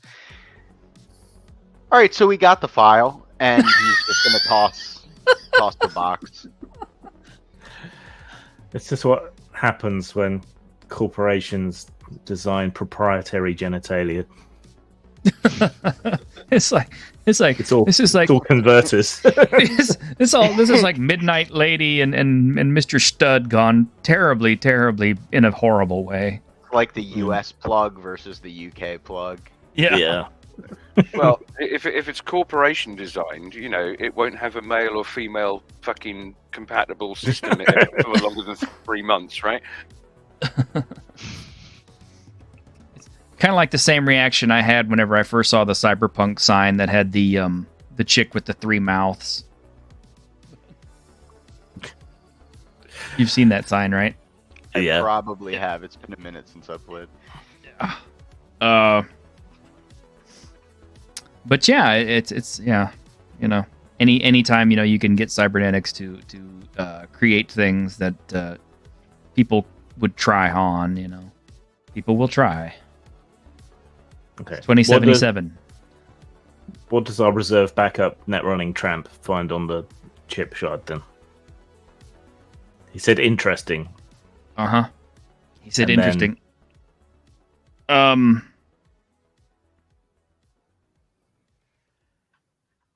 He says, well, what I got here is how Murakami got what he was after and what it is. And you're not going to believe it. Try me.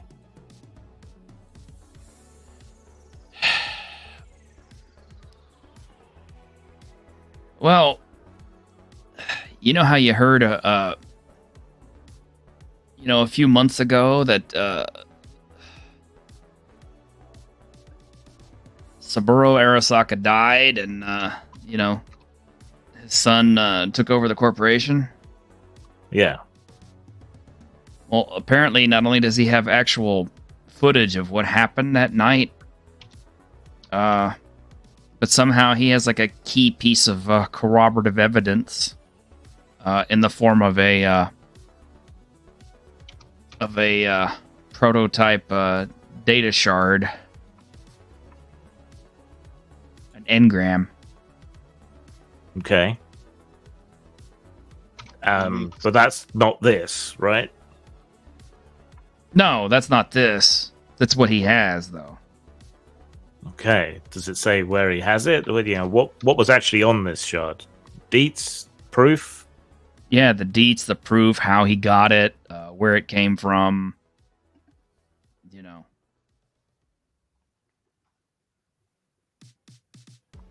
It would basically incriminate Yorinobu.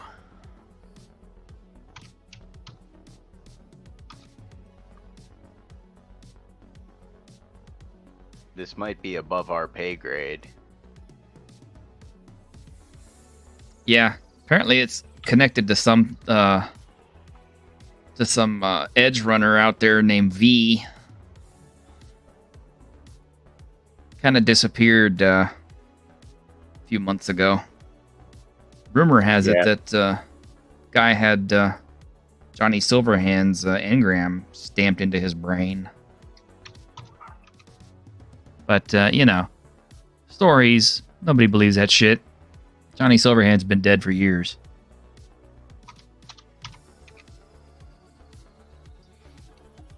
Does it say where this shard and this evidence is being held? No, it doesn't say where. They know that he has it. Presumably he's got it somewhere kept under pretty tight security, because you wouldn't want some shit like that getting out. I mean, I'm sure he's had, Arasaka ninjas already come to visit. Yeah, and he's still alive, which says a lot. Yeah. Apparently this guy is just like some kind of fucking monster. I mean, he's used to be a manager, corporate enforcer.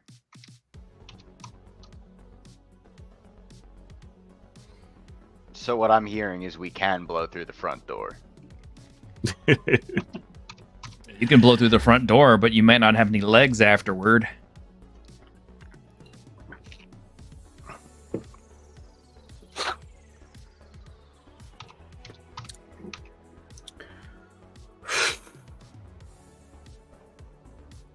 See, you say above our pay grade, but I say, that just means we need to up our pay grade, play with the big boys, make some big cash, maybe even cash out and retire. Sounds good to me.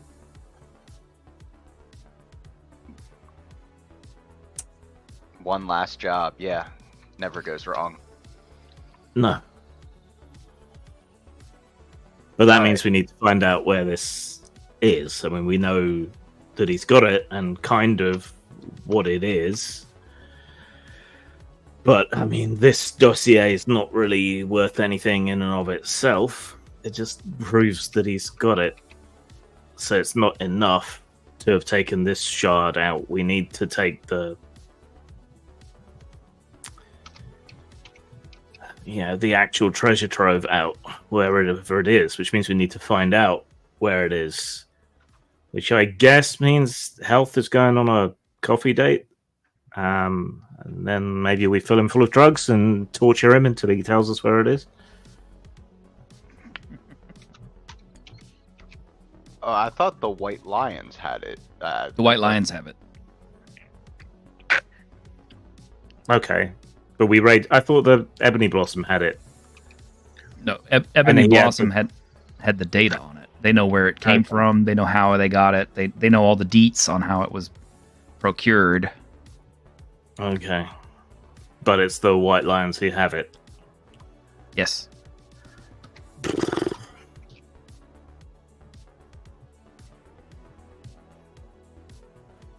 All right, wait. What if we could work out some kind of partnership with the Ebony Blossom? Oh, says Health. Interesting. Let's talk about that some more.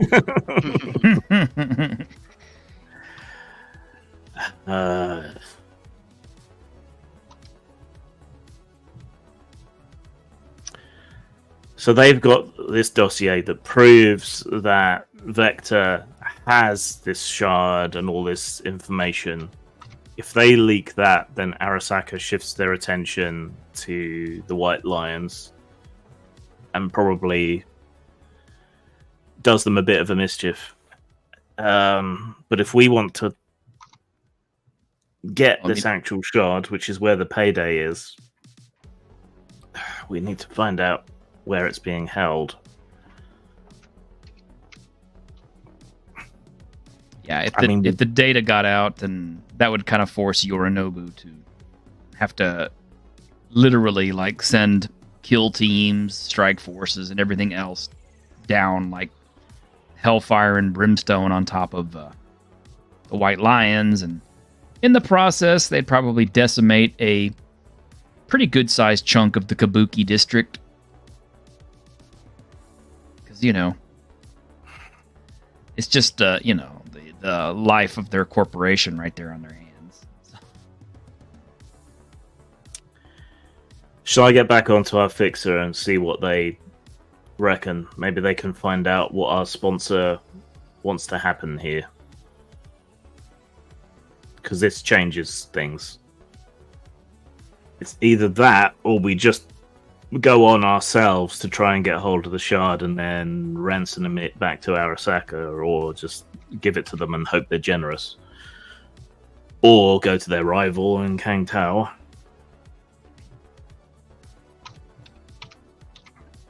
Wait, they don't have the relic, do they?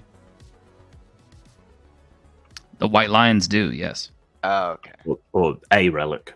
A relic. Do we think it's in their headquarters there? That we were just at? No, that was the...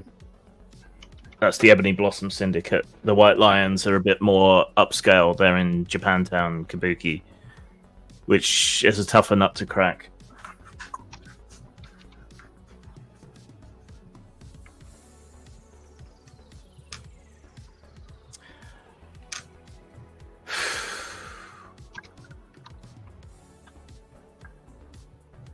Should do some scouting, maybe. I think an alliance might work if we're going for the bigger payday.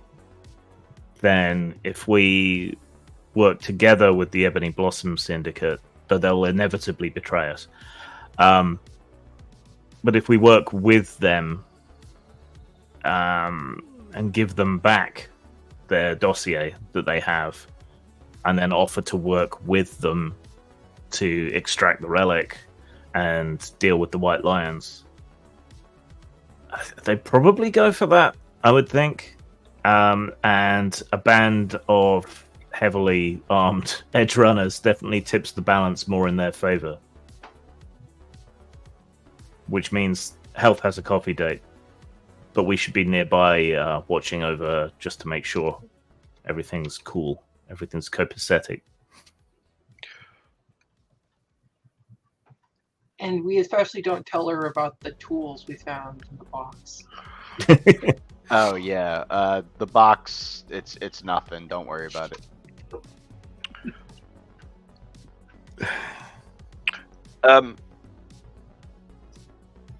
Oh, you mean I have to see him again? Oh, Yeah. okay. Though, he's an ex-corpo guy, so I think, maybe we should get you a new dress. Maybe you should go somewhere nice, not just for coffee. I don't know, Hacienda or something. And she's already what I don't know what the whatever the equivalent of. I was about to say the equivalent of, and then I thought I don't actually know the name of any fashion retailer anyway, so I can't give you an analogy. Anyway, What is it? Shin Is it Guji? Yeah, Shinguji. that's the fanciest one in the cyberpunk world. if I Yeah. yeah, she's already on the website. Oh, no, no, ooh, that. Now, as a bit of sort of player knowledge, this is extraordinarily out of character for Health and doesn't necessarily bode well for hard-nosed negotiations, shall we say? Oh yeah, I've noticed. Yeah, you're gonna try to negotiate with the guy who's like not only a diplomat, but he has like all the advantages in talking to somebody. 6 missions and she's the ice queen to everyone. Finally, we have our last payday, and we get a hiccup. She meets the melter. The melter. That's his handle. All right. Don't got any better idea, but I've got to go clothes shopping too. Preferably something with more armor. And Health, don't let him close the deal. You know, that box had some stuff in it, apparently. I could see the horror in Zeus's eyes. You know how the Australians always say how they're not here to fuck spiders? I'm not sure that's true about this guy. Her mouth says, "Oh, give me a break," but terrifyingly, you can see in her eyes that she'd bend over for this fucker with in a heartbeat. It's not my business. It's not my body. Yeah. Okay. So I want to get that date kind of pushed out of the way as fast as we can, and then we'll grab us a break. So Health, what is it basically you're trying to do? I mean, he'll agree to the date, obviously, because he was already kind of interested, and, you know, this guy could obviously have any woman he wants to or anything. It's just, you know, it amuses him as much as anything else, and that's kind of like he is a perfect gentleman, but at the same time, you get the sense that it's like, this is kind of an amusement. Let me give you some context, if I may. Hold on just a moment. Just a moment. Yes, okay. This is context for you.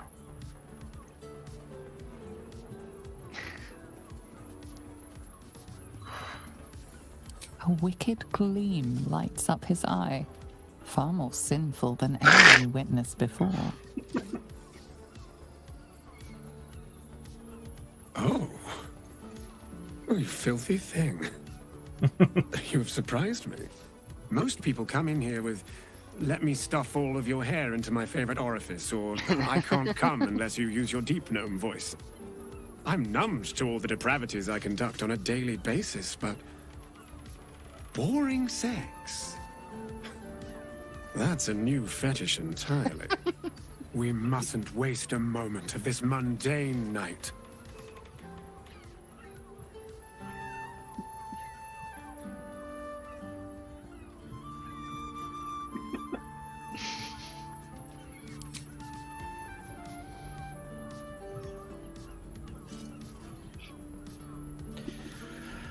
Looking at that pairing, someone's going to get ruptured. In the darkness, he instinctively caresses your neck before realizing he must do worse. He squeezes your rear with a limp grasp. Oh, kitten. Be bad for me. Be bad at sex.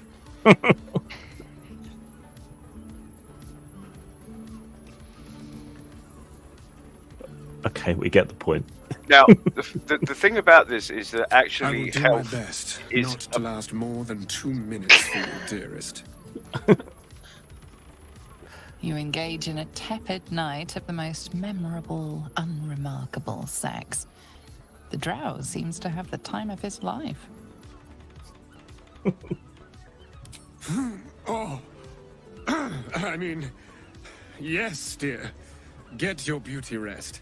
Don't do anything special on my account. You and the drow lie in bed, hold each other for a while, but he quickly turns over and begins snoring. There you go. Now, the fascinating thing about that is, she is entirely the wham bam get it over with type. She has no interest in most of this at all, and so weirdly enough, that's possibly more or less how it played out. So she is so sort of, biomechanical. No, put it there. No, yes, but she's quite glad not to have to instruct somebody for once. But she is sufficiently. Let's put it this way: if you wanted to introduce any complication about her blabbing, about being completely incapable of keeping any part of our plan, in inverted commas, secret from him, he would easily be able to wheedle anything out of her in the course of this encounter. Okay. So she will quite happily sort of fess up and say, "Well, of course, Talos thinks you're going to screw us over and betray us, so we'll be ready for that." Volunteering all of this. So what is basically your elevator pitch to him? We give you back your data shard, which is your proof and your leverage against Vector. And rather than doing a deal with the White Lions, who can't be trusted because they're internally split on this deal happening anyway, we'll help you take them down completely. No need for a deal then. And we get a share of the relic. Yeah. And she will and I think part of the general sort of hopelessness in the face of this man is that she will say, actually what she will say is, we'll give it to you. We'll give you this Uber shard, but we want a cut of whatever you sell it for. Oh, he'll smile. Well, that seems equitable. And since you've already gotten the drop on me once, I have already seen how capable your crew is. I accept. Now, shall we go have some mundane sex? Is there any other kind? Exactly. All right, guys. Let's see. We're an hour and 48 in. How about we meet back, about 10, 11 minutes? Yeah. I gotta boil water, so that takes a little time. Okay. All right, sounds All right. good. So Heard. go on mute, and we'll take a 10-minute break. Mm-hmm.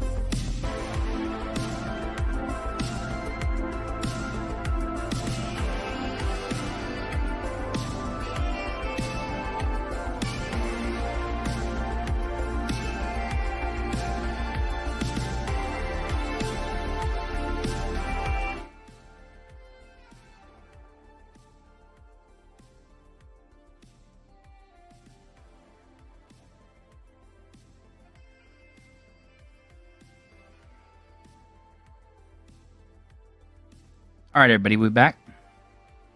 Yep. Yep. Yep. Has tea and delicious burritos. Nice. So you were the homeless netrunner the whole time. Yep. I'm role playing myself. Haha.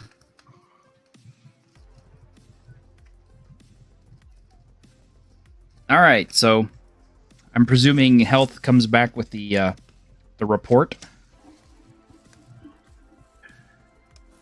Yes, and by the time she gets back, she's sufficiently sort of embarrassed at herself and sort of puzzling over how she could have been so, schoolgirlish, which manifests itself as an even more abrupt and unpleasant style with everybody else. So she sort of kicks in the door, chucks down her overnight bag, classic sort of morning after walk of shame, and glares at everybody, daring them to ask her any questions about this epic encounter, and simply says, "He agreed. It's on."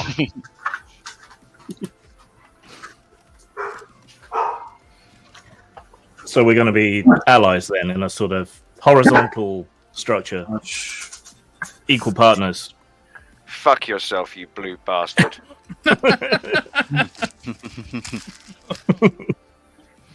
What can I say? Permanent blue balls do that to a man. Anyway, yes, he agrees in principle. Only one thing. He's going to want the Uber shard for himself. We get a cut of whatever he can make out of it. Well, it's better for him to sell it, because Arasaka's going to come down on whoever has it. Yeah. And if he takes some of the heat off us, that's fantastic. So, does he want us to meet, or We didn't get into the specifics. I thought I'd come back and let you know generally how it went, but sure. And she, with great affectation, sort of pretends casually to toss his his visitor's card onto the table. all right? Well, I guess it's my turn to set up a date. Look at the tasteful thickness of it. Oh my god. We're still talking It about even has business water. card. Yes.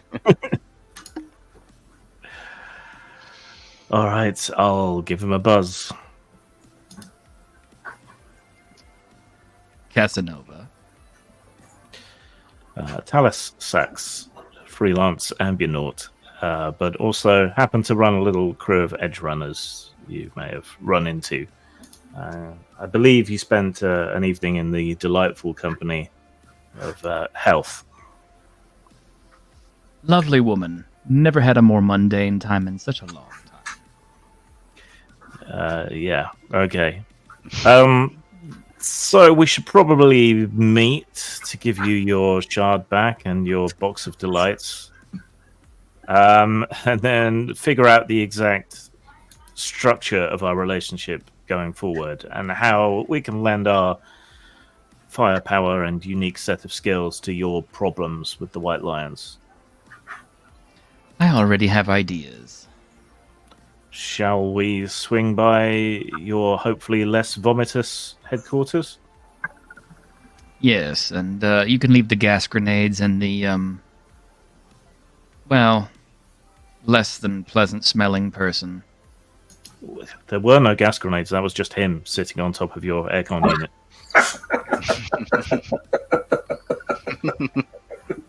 Somehow I believe it.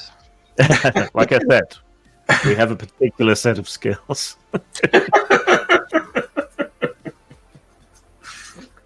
All right, we'll be there soon.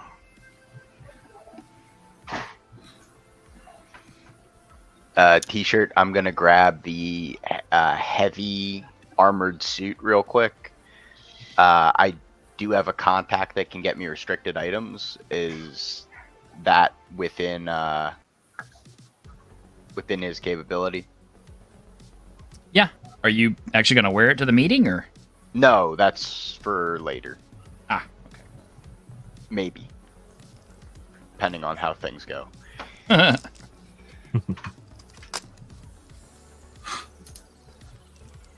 All right.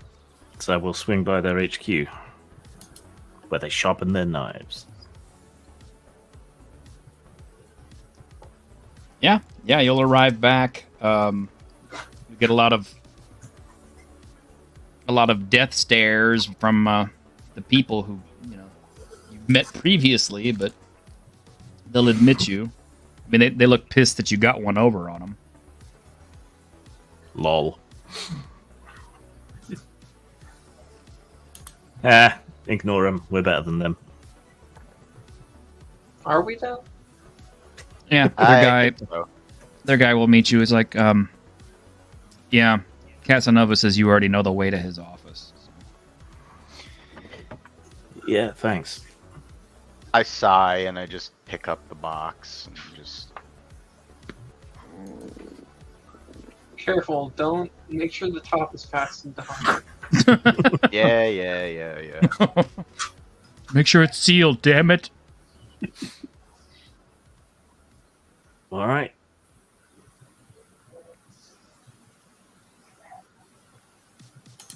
Well, he's reclining at his desk when you walk in.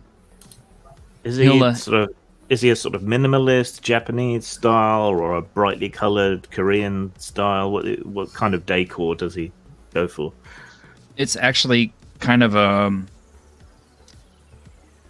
I hate this term so much because I don't know who invented it, but now I'm hearing it being used in anime and it's pissing me off. But the office would be best described as Chinese bougie. Okay. Crazy rich Asians. Mm-hmm. Lots of gold. I set the box down. Thanks for returning it. You didn't play with any of my toys, did you? No, I thought it was something else.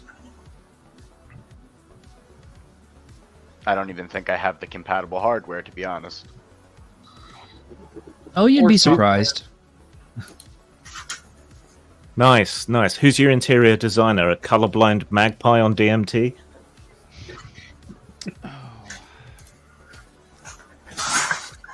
I bet you have a hard time finding outfits that coordinate with that color.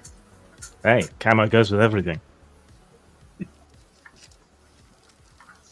But if you mean my unique skin tones, then yeah, naval camo tends to go with that. But less good in an urban setting. Oh, the less we talk about your skin tone, the less racist I feel.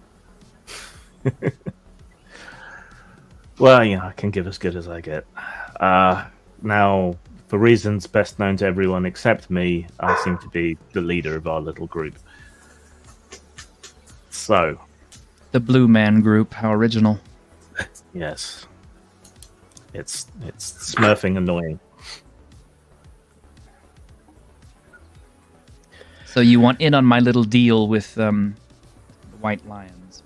Well, if your little data chip, oh, here it is, by the way, is anything to go by, then Mr. Vector has something very potentially lucrative, and you have information on this potentially very lucrative thing that he has. You were going to trade the information that you have for control of his territory, if I have that right? Yes, it would be a sort of a mutual merging of the gangs. Shinji thinks he can run it, but truth is, he's a thug. He needs a classier hand to run his operations. If I had a foothold Yeah. in Kabuki, I could do wonders with it, and I know I Yeah, could make yeah. them more money. Classy, like you said. So, you'd much rather like curb stomp him and whatever loyalists he retains, so you have sole control, right? Well, it would make things a bit easier, wouldn't it? And you and we would like to find out where he's hiding this relic, right? Yes. So, we provide a bit of extra muscle, expertise, and a certain je ne sais quoi of low animal cunning. And you know this guy, and you have a gang, so you're in a better position than we are at the moment to know the best way to get what we both want. So I'm all ears. Shinji is a hammer. And like all hammers, he sees all problems as nails. So, I will give him a nail to try to hammer. And that's where you come in. Are we the nail or the piece of wood? Neither. My men will be the nail. We'll provide a distraction, keep him busy, keep his men occupied, and hopefully keep his forces at a minimum. While you five go in, infiltrate, do what you do best, as obviously that is your skill set. Go get what it is that we request and get out. So you know where it is? I don't know exactly where it is, but I have a good idea. Okay. Something that important he's going to keep very close to him. So if it's not in his office, it'll be in his private quarters. Right. Any chance he slotted it already? I don't think so, unless he wants someone else's brain in his. I heard that's what happens when you slot a relic. Right, it's got the engram on it. He's going to Someone's need to keep it someplace very cold. Because the relics have to be kept at a certain temperature. Right. So it's considerable power drain, probably.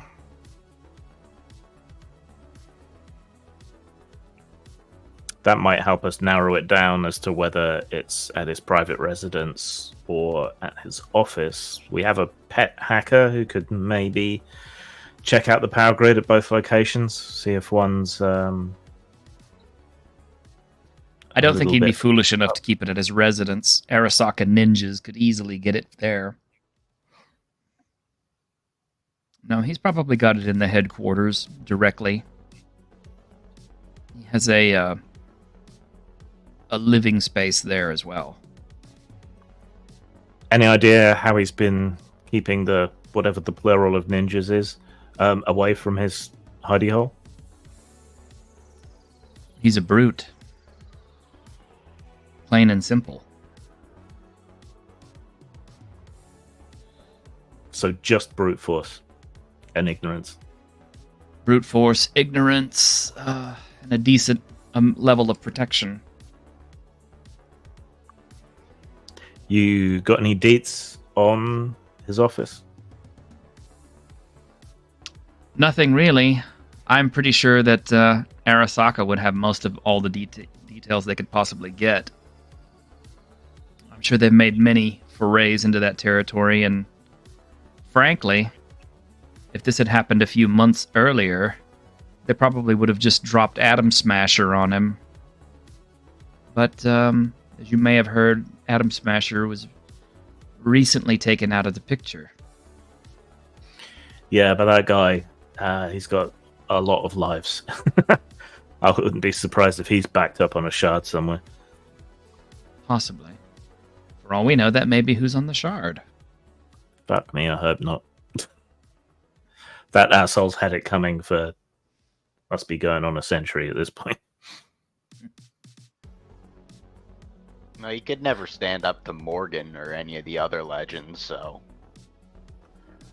If he's just like a big cybernetic roach. Yeah. Keeps getting bigger. Though biotech's where the future's at, I say, and flex. So All right. I guess we start by checking it out then. And you stay in touch and let us know when you're ready to go with the big distraction.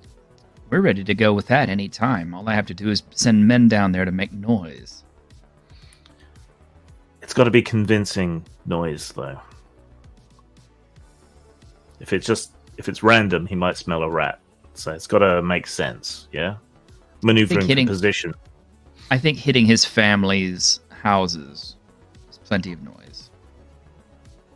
Yeah, that'll do it. All right. We'll let you know when we want the distraction, then. Good doing business with you.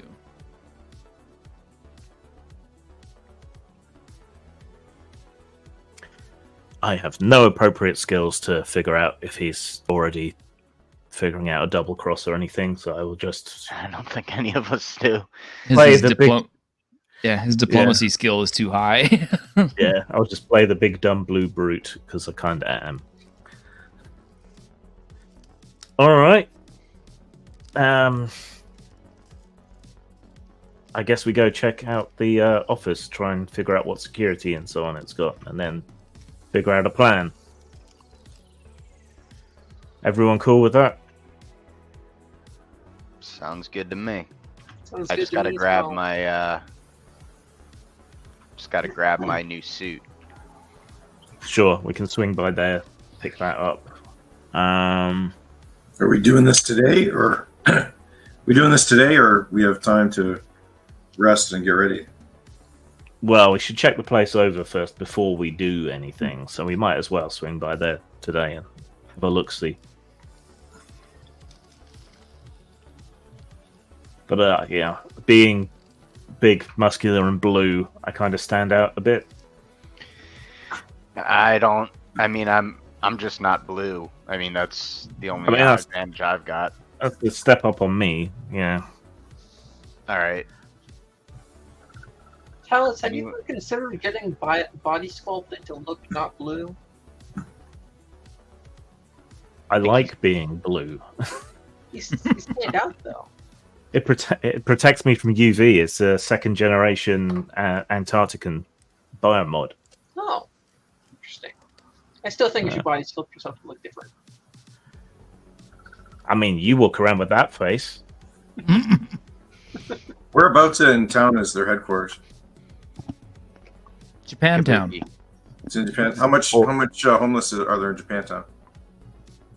Not that many. I mean, there's homeless everywhere in Night City, but except for maybe even in Corpo Plaza. But Japantown is pretty nice. Or I should say Kabuki is pretty nice. I get too confused. Well, I can get as close as I can and take a look around. There needs to be a term for edition confusion in games. Yeah. Don't know what you'd call it.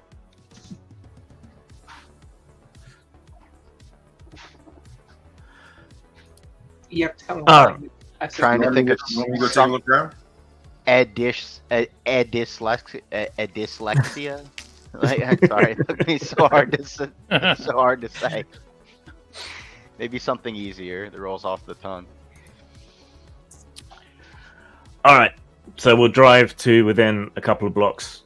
Park up. I'll stay in the ambulance, and you guys spread out. Check it out. Do any of you have infravision?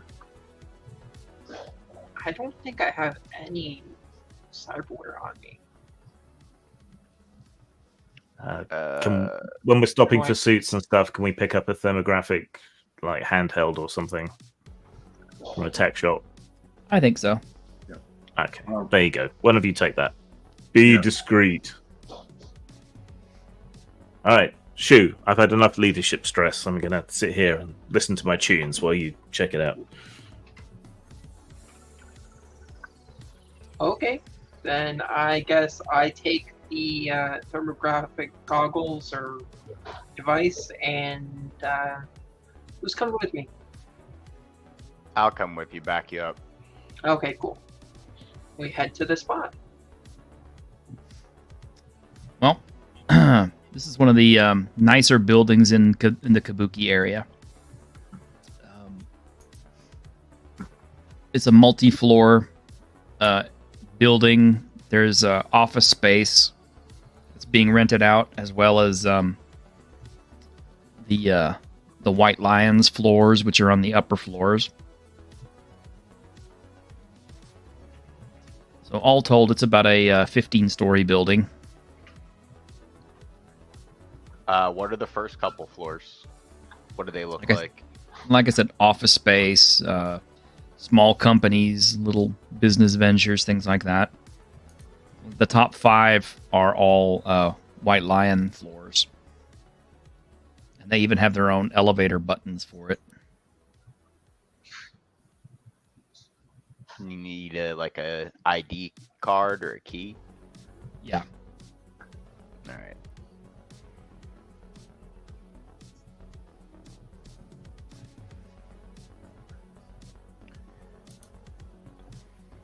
Zeus, I think our best bet to get in is we're probably gonna have to kidnap somebody.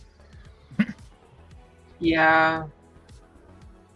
We're gonna need some more than just the 2 of us, I think.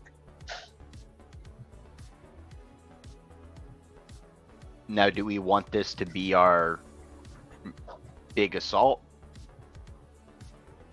Sounds like the best idea around.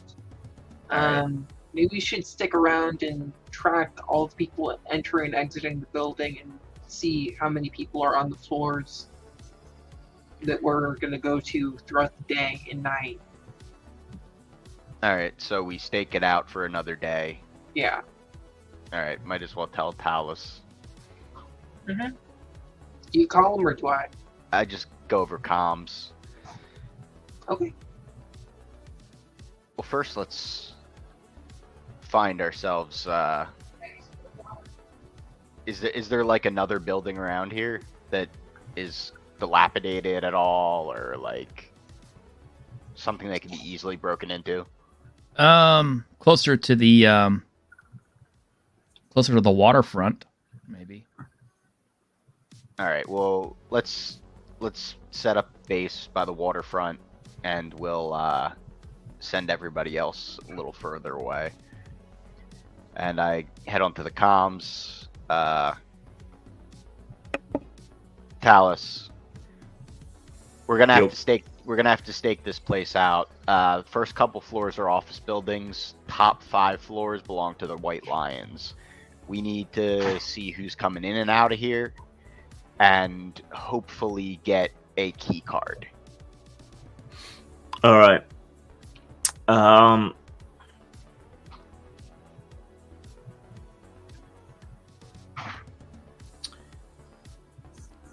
So yeah, we'll stay here. We can live out of the ambulance for a couple of days without it causing too many problems. Yeah, you guys keep the place staked out and see if you can get a rough head count on how much opposition we're likely to run into. You know, count the gang members in and out. When you're ready to kidnap someone, we'll move in closer and bring all of our force to bear to grab someone. All right. Sounds good.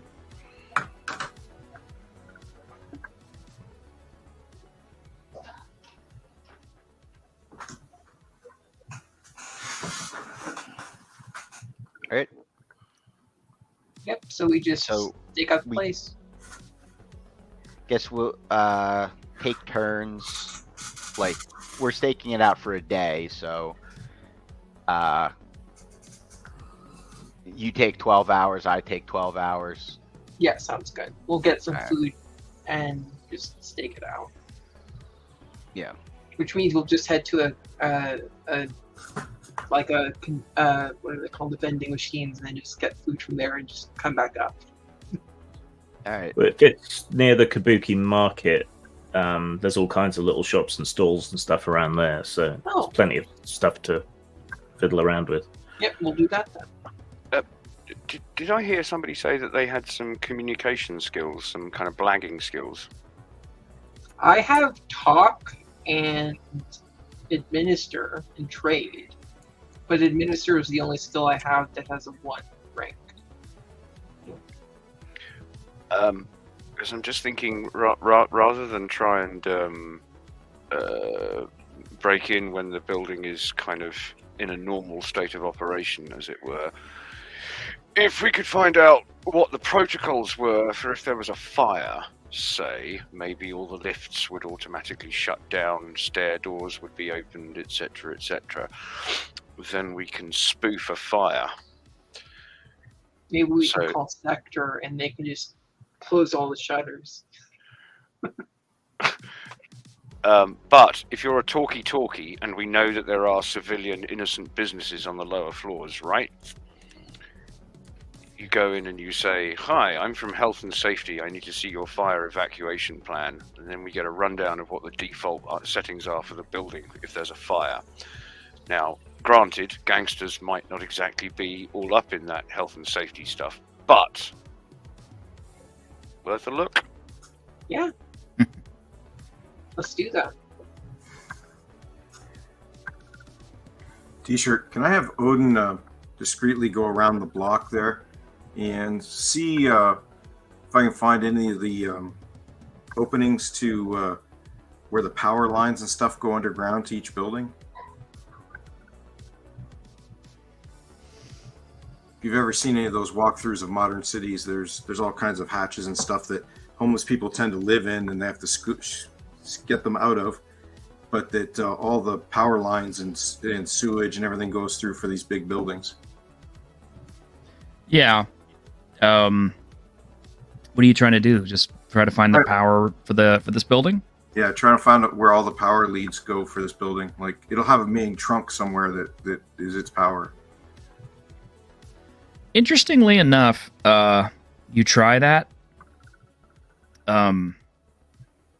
You're sneaking around, and as you're down there's a portly man in a workman's uniform and hard hat and everything else. It's like, "Yay! I'm gonna need you to leave, bud." Oh, come on, man! I'm just looking for some place to sleep. You know, it's usually warm down here, and you know, there's like spots. He'll point at you, and his eyes will turn blue for a second as you get 2,000 euro in your creds. There you go. Find yourself a place to sleep off-site, okay? Oh, okay, Get you a man. meal, too, and maybe a shower. Oh, thanks, man. You're so generous. Thanks. Stay out of here. As I'm scrambling out, though, I want to look for the lines that he's dealing with. Are any of them marked? They're in some kind of a room that he's headed into. Okay, just snap a picture with my head comms of that, the door, like, you know, any markings on that on the door as I get out.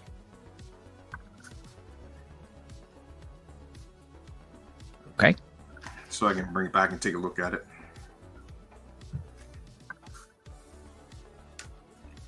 Once I'm out of there, like I said, I want to look over the picture. Does it say anything for what was on the door? It's just an authorized personnel only kind of door. Yeah, but are there any junction numbers or anything, like for what junction of the city's power grid it's connected into? Yeah. Does it look like it's the right one for this area? And if not, can I take it back to the to that homeless hacker we got and see if we can shut down that junction?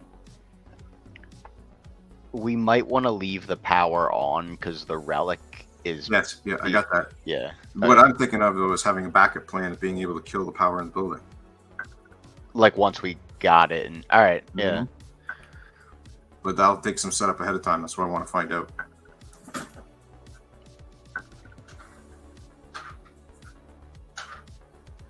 Apollo is like, yeah, that can't be hacked from here. No, yeah, but does it look like it's the right one for the building? Like, if I put explosives on the main power line and just blew it up, think that'll cut the building? Oh, definitely. Okay, yeah, that's what I wanted to know. Thanks, man. And I'll give him 1,000 of the 2,000 was given to me. Burritos. And then I'll let these guys know what I'm thinking about having a dead switch on the power lines. If we take some of those mines we have kicking around and use those, and put a radio control on it so we can detonate them remotely. I can use my remote rig to detonate them.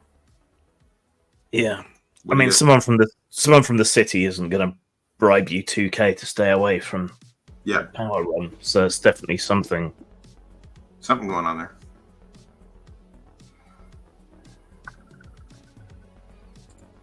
So do we want to set that up, or Yeah, but it seems like they're going to have someone keeping an eye on that at all times, and if we murderize anyone, it's going to tip our hand, unless we make it all part of the same infiltration maneuver.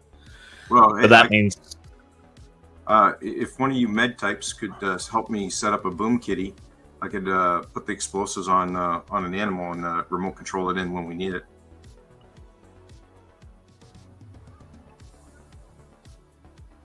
Yes, no? I'm more of a first aid person. Health, can you do it, or do I need to get a contact to buy one? I mean, I can buy one. They're only 500 credits. I think I could manage that.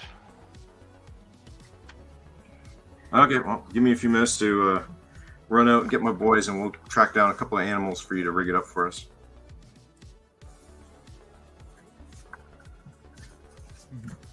Okay, so T-shirt, I get the boys and we go hunting for some stray animals, stray dogs or cats, something the size to carry a single mine. Hard to do in Night City, considering how they feel about animals. Yeah, but they should find one in the street somewhere. Yeah, rats maybe. Might be better off just buying like a cheap remote control car or something and trying to sneak that in. Yeah, Yeah, honestly, thing is- because animals are harder to do. well, I mean, once they have the remote on, they're just like using a remote controlled device. But well, the reason why I was thinking animals, because an animal can, see in the dark and has all the stuff that we're not going to get on a remote. Or health, you've been injecting people with some sort of knockout substance the whole time we've been fighting. Could you train Odin to administer that?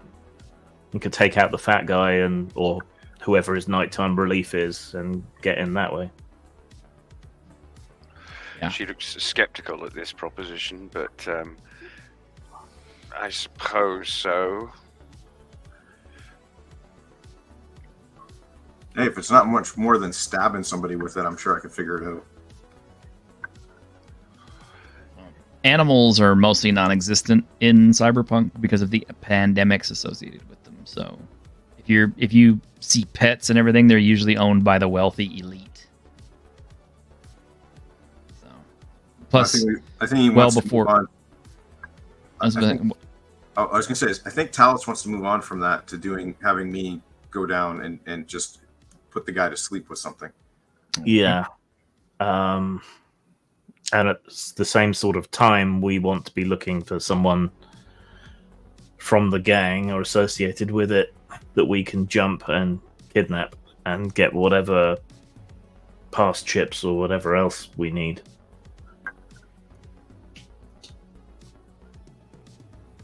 Yeah, I don't think you work would have it though. Well, you guys stake the place out for like a whole day. Is there a shift change or something where someone will leave or come out on a regular food break or something, and we can jump them? Did we notice any T-shirt? yeah, there are. I mean, gang members come and go. They have errands and things they have to do throughout the city. Occasionally, you'll see them leaving in smaller force, to go take care of a problem or go deal with a problem or do a problem. Did we get any kind of gauge on how many there are?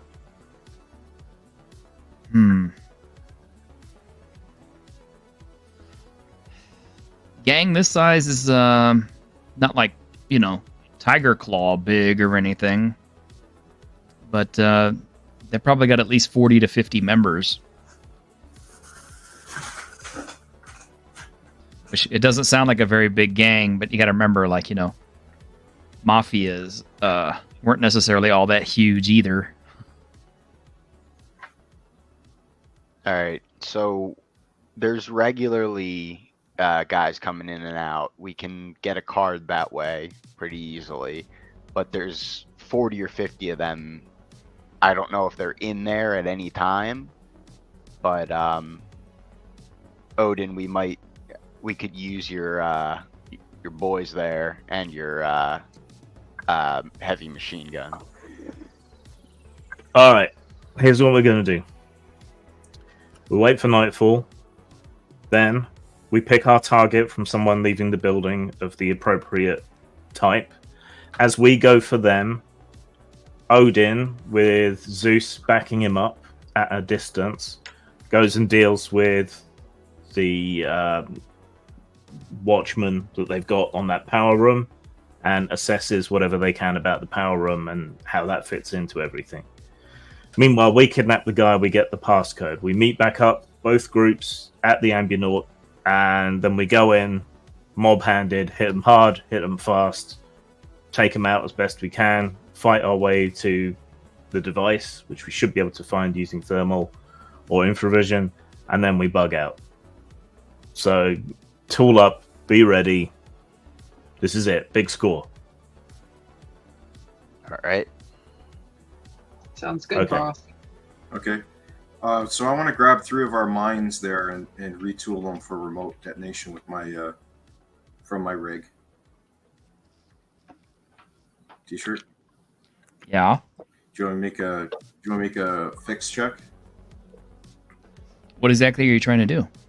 Take 3 of the mines and put one of the remotes on that we use that I use for the drones, so that I can trip it with my remote control as opposed to waiting for a laser. Yeah, that's fine. You don't need to roll for that. That way, when I go down there, I can set them on the lines and get them set to blow, and then go with these guys. Yeah. So, are you actually going down there to set it, or? Well, Well- as soon as Talos says we're ready to go. Yeah, He so- said to get the things ready, so. Yeah. So when an appropriate target leaves the building, that's when everything goes into motion. All right. So all of us except Zeus and Odin go after the target because that's the main priority. Odin and Zeus go to the power room and deal with it while we get the guy in his pass. Then we meet back up at the ambulance, and then in we go. All right. So two items of preparation. First, I'm going to call Casanova and give him the timetable. We're aiming for middle of the night or something. Is that right? This evening tonight. Yep. Yeah. Okay. So that's when he needs to kick off his distraction. Secondly, I want to acquire. I presume this can be found out. And in a society where people are regularly harvesting and trading organs, I'm presuming there's some kind of portable cryo bag of some kind. You mean like a case to hold the chip? Yep. I will secure one of those as well. Big, heavy, refrigerated case type thing. Mhm. Yep. Don't block it with bullets because it won't. It's not it's not bulletproof. Yeah. Well, Health wasn't planning on getting, needing to, but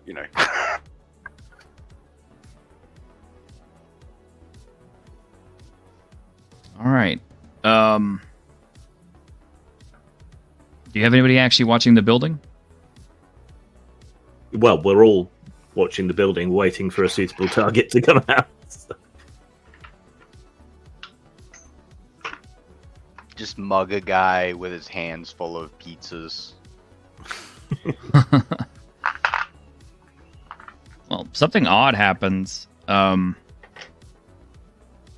10 p.m., you see like a group of them leaving the building in quite a hurry.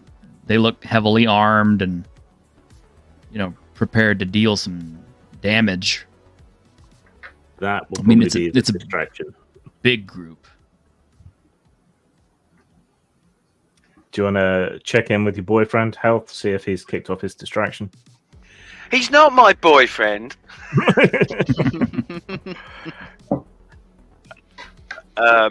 Yes, I will. Yes, we go? As soon as someone comes out that we can grab, yeah. All right. So yeah, call Casanova and say he might as well launch this now if he can sustain it. This distraction, if he can sustain it for the next, let's say, 3 to 4 hours to give us time. He's like, you want me to do it now? Sure. Thought you No already time. had. No time like the present. Uh, But if you need more time, we can. Like, I thought we were doing it in 2 hours.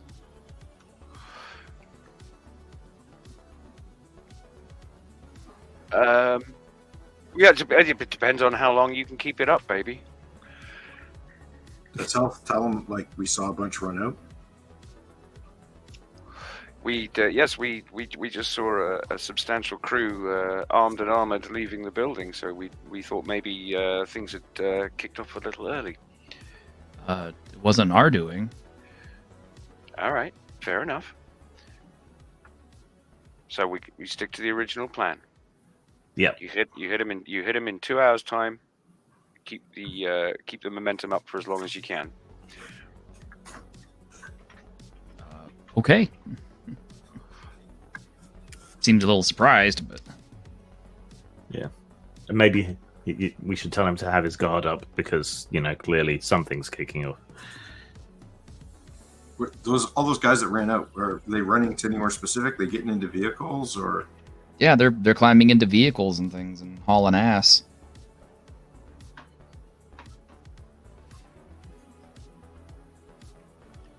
Well, if anything, this gives us our opening we need. Yeah, but we still need to grab someone.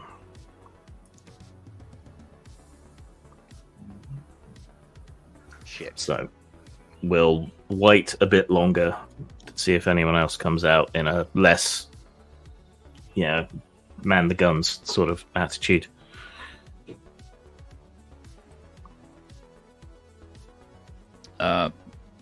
About 45 minutes in, you start seeing like, here and there, one or two of them will be going. Okay. One of them. Go, go, go. All right. All right, Zeus, you're with me. Yep, let's go. Okay, so what's happening? So the main crew is going to fall in behind one of these singular or double gang members. And as soon as the opportunity presents itself, beat the shit out of him and take his pass card. Okay. Well, that would probably be one of these guys. Okay. I will give you first round advantage since he's kind of preoccupied. Okay. T-shirt. So Sorry. For go future on. reference, I leave the back door to the ambulance partway open so that my dogs can get out Okay. in case they have to be called. All right. Well, I guess who's best at punching out of us? I got an electro fist. All right. Go on then. Fist. Plugs in. Go on then. You're up. Knock the fucker down. Ah, shit. Oh no. What'd you do? I rolled a Here's the 3. ball. It's not gonna. I haven't been rolling good today. yeah, Total is this- 6. this guy just happened to stumble at the right time and you whiffed. Does he notice? Yeah, he The electro notices. fist narrowly missed him. Yeah, some guy ran up and just tried to punch him and he missed. Okay. Initiative rolls then, I guess. It appears so. This is where everything goes pear-shaped. Yes. Okay, so me and Odin are running across for that hatch to go down. Yep. What's Me and initiative again? Odin? Is it just Me and Zeus. Oh. Yeah, I understood. Yeah. Hold on.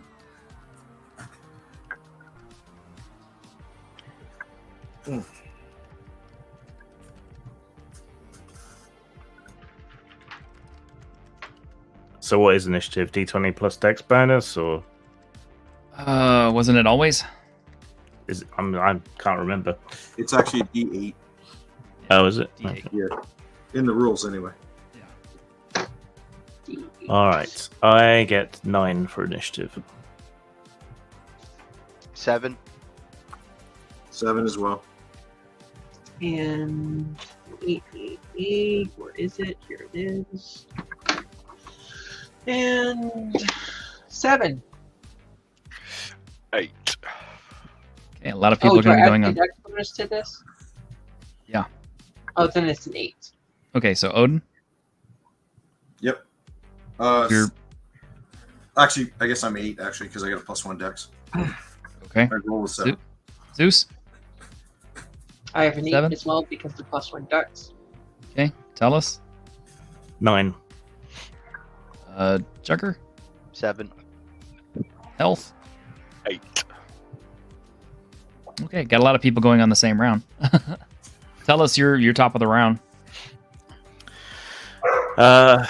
I'm not great at punching, but I am good at stabbing. So, I yank my dagger out of its sheath and stab the guy in the top of his torso, next to his neck, through that gap between the collarbone and whatever it is at the back.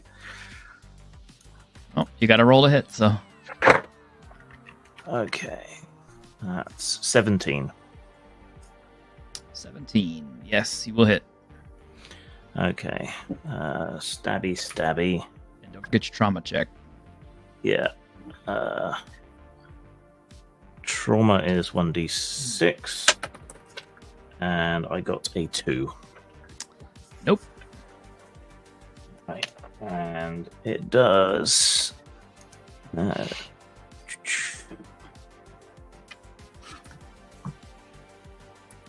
3 points of stabby damage. Okay. Do you have any shock bonus? Shock 1. Okay. So And it says AC 15, but I can't remember what that's for. Has to be 15 or more to inflict your shock. yeah. Okay. And your shock, if you have a strength bonus, gets added to shock too, right? I don't think so. Yeah. It does. I had to look Does it up it? for mine. I had to look it up for mine. That's why I know. Well, I mean, okay, you're already getting your strength bonus behind your attack. Yeah. So- It's just the way it says. You don't do shock to normal people unless you miss. Shock is for when you miss the attack, they still take that amount of damage. It's not the same as the trauma die, where it's on the attack. It's when you miss the attack.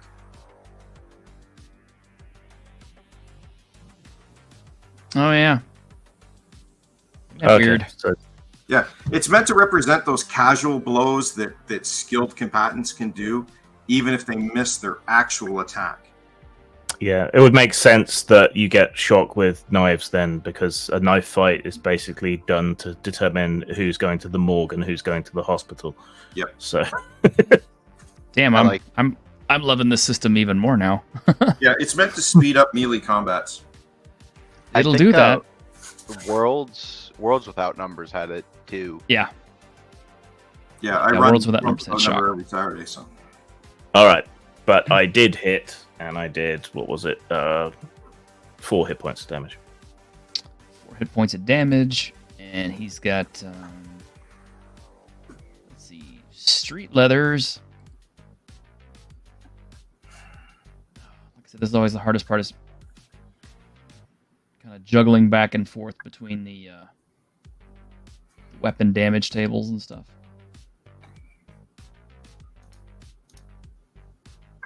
I have to look up something and then I'm off the table and then I'm like, oh shit, now I got to get back to it. Kind of need to figure out how to bookmark stuff.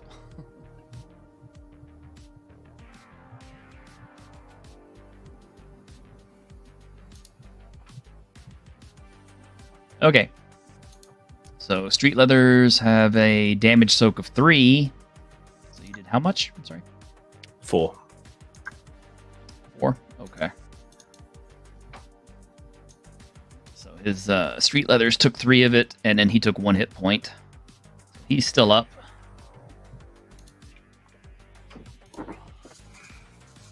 It is now, let's see, Odin, Zeus, and Health's turn. All right. Well, I lead Zeus down that that gate to go into the ground there. Yep, I follow. Okay. I assume that's going to take up our action. So. Yeah, it will. Cool. Health, what are you doing?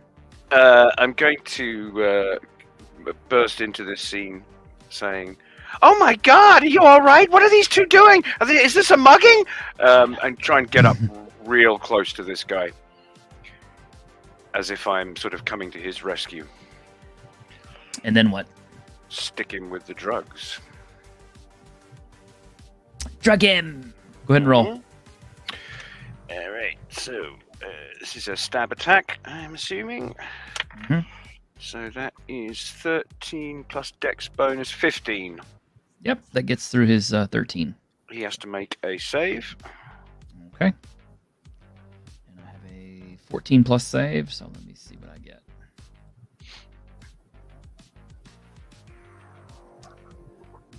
I got a 13, so I got under it. I do not save. Okay, so death-like torpor for 24 hours, unconscious. Yep. He'll stiffen up. It's Jugger's turn, and it would be this guy's turn. On this guy's turn, which is at the same time yours is, he stiffens up and falls over. I run his pockets looking for a key card. Yeah, you'll find one. All right. All right.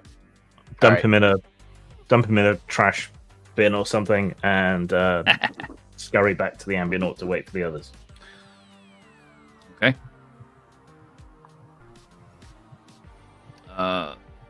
Odin and Zeus, what are you doing? Go into that room. Yep. Okay. Well, first off, you can see that the room has a heavy-duty padlock on that door. Okay. Is it? Do I look at it? Do you think I can shotgun it off, or use my big sword and chop it off? Not quickly, no. Well, I don't think I could I use fix to try to pick it off, or to pick the lock somehow? Yeah, I could give you that. All right, I'll try that then. Okay. 8. Takes you a little time to get this heavy-duty lock off. I imagine everybody else is probably retreated back to the ambient. Yeah. Okay. Yeah, you'll get the lock off after a couple minutes, and I assume you get the door open. Mm-hmm. Well, yeah, you see that all that conduit piping, junction, and box, and everything else in there are rigged.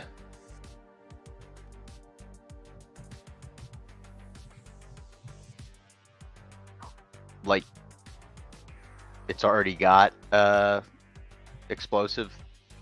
Mm-hmm. Oh. Yeah, somebody has basically wrapped all the junction cabling and everything in det cord. Well, that's convenient. So I just place my explosive in amongst theirs to make sure it goes off. Like, it'll help it go off. I mean, you really don't have to. It's like whoever did this, not only did they take their time with it and they braided everything, but it's just like, this shit's like a pro came in here and just Well, that's set good. this up. But I have a remote control for the pros work. So, Mhm. so I just place mine in amongst it. Make sure when mine goes off, it goes off, and then, we'll It reminds feed me of our that way- scene from Harlem Nights where where the one guy is shooting off his Tommy submachine gun, and then the one guy afterward fires his little pop gun. Pop. Yep, Yeah, I'll just make mine so it'll blow his up when mine blows up. And then I put the 2 other charges on the way out, so to make sure my signal gets all the way down to it when I call it. So that out of the 3 charges, the last one is like right near the door. Okay. Yeah, cause a chain reaction. Yeah, because I got to make sure the signal gets all the way to the detonator. So, and then we get the back to the amulet. Okay. Are you going to tell us what you found? Yeah. As soon as I get back. Okay. Yeah. Seems to me. At the ambulance. Seems to me likely that Arasaka is also moving, so we need to move fast. All right. We did establish that there weren't enough explosives to bring the whole building down, didn't we? I didn't research what they're all hooked to. There are just a lot of explosives on the power. So I'm assuming All knew what he was doing. So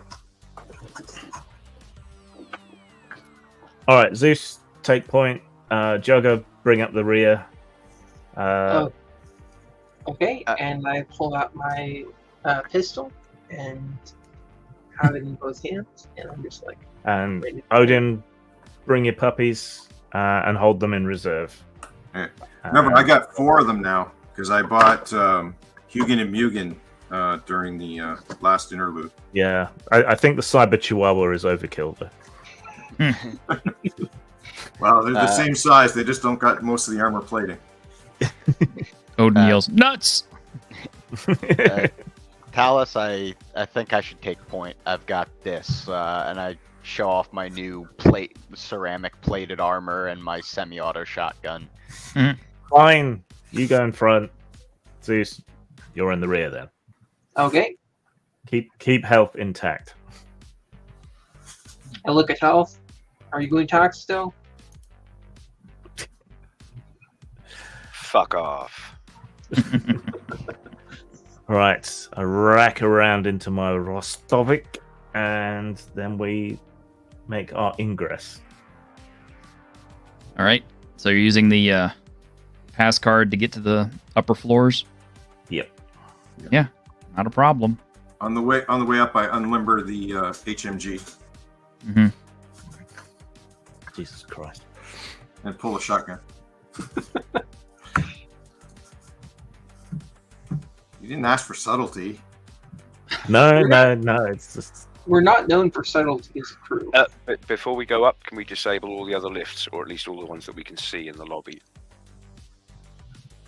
I mean, how?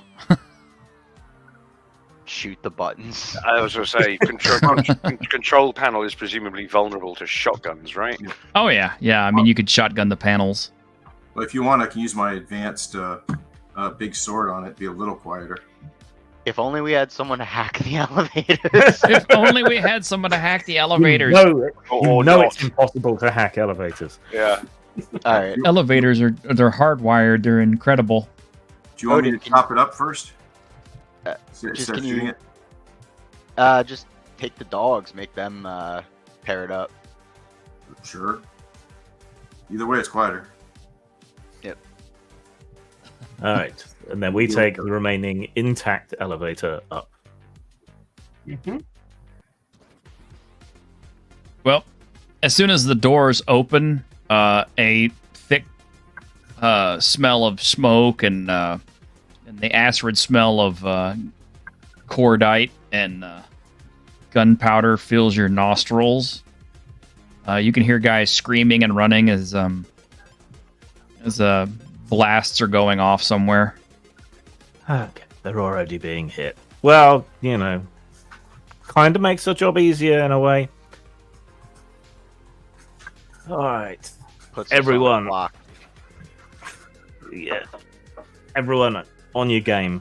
Okay, let's go. Yeah, there's Okay. bodies all over the place already, but you'll quickly make your way through a small maze of corridors and corpses and blown out doorways and everything else. I mean, guessing that the Arasaka guys know their business, we can just follow the path of destruction, hopefully to where the relic is. Well, you will find the Shinji's office.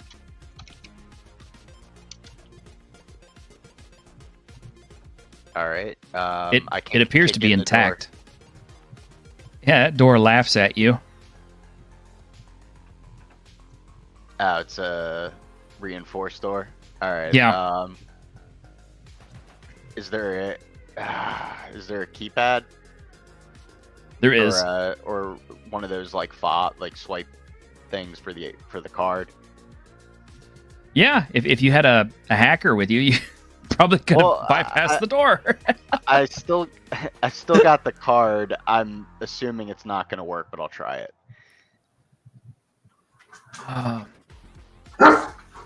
Jugger, I'm gonna do something I rarely do. I'm gonna give you a luck save. Okay. Just to see if we just happen to jump their head of security and steal his keycard. I mean, it just could be the stars could be in alignment today, and maybe that door just happens to open. Come on. No, I'm not using the same die I've been using. Natural 20. Oh my God! There you go. That's what I want to hear. Over 11. Natural 20. That's beautiful. Yeah. Somehow it's somehow the card says, "Well, welcome, Mr. Shinji." And the door opens. I guess that was. Did we just dump Vector in the trash? No, no. But the door code is messed up from all the shit that's going on up here with the bullets and everything hitting important systems and stuff. There are two very big, very surprised-looking bodyguards in here, and Shinji is behind a very formidable-looking desk that goes all the way to the floor, which he is now using for cover. It's initiative, my man. You got 3 targets in here, one of which has full cover, and the other 2 who don't have any cover, but they're just big and bad.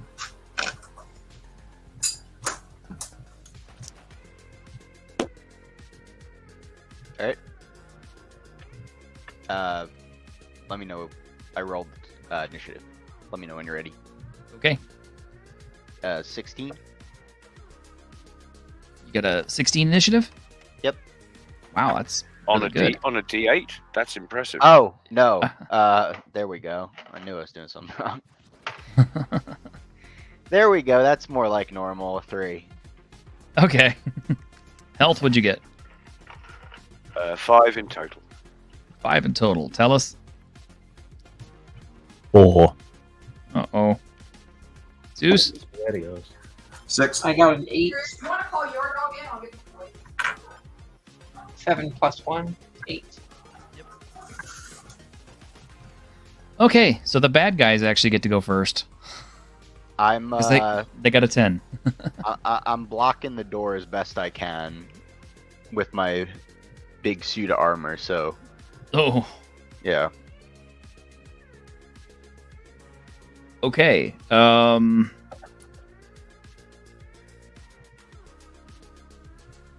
let me see. I got 2 heavy pistol shots. Well, 3 really. 3 heavy pistol shots. So first one is got a natural 17. I think that's gonna hit.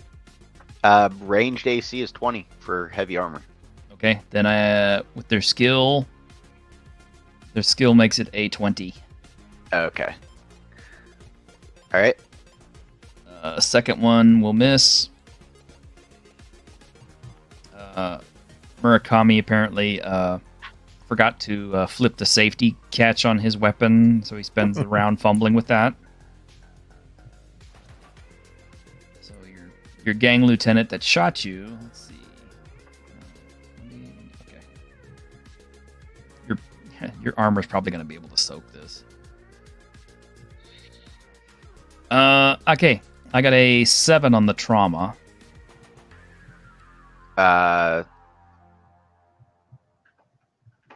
What's your trauma total? Where is that again? If you're looking at a standard sheet, just under your stats, right-hand side, far right-hand corner. Trauma targets 3. 3? Trauma total or trauma target? Your trauma total. Your trauma target should be like a minimum of 6.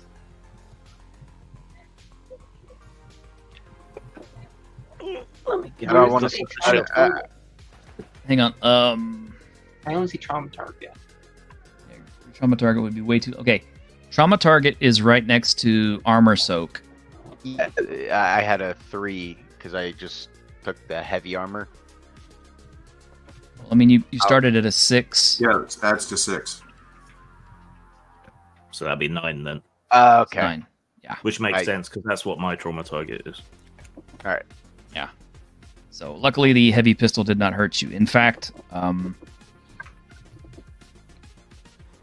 no, this guy's pistol could hurt you, but but these guys did not.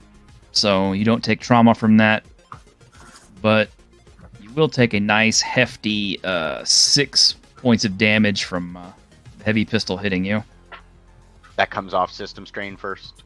No, it comes off your soak. Okay. So I take 3 points.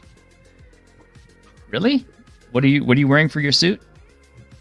Heavy armor's got an armor soak. Oh, does the Heavy 3 armored get suit? added to the 6? Yeah. Okay, you have a damage soak of 15 to begin with. 6 of it. I have 18. No. You can soak 15 points of damage every combat. You just took 6, so that comes off your armor soak. So you have 9 points of soak left. So you did not get hurt at all. Your suit basically took the whole hit for you. All right. This is what I get for changing armor mid game.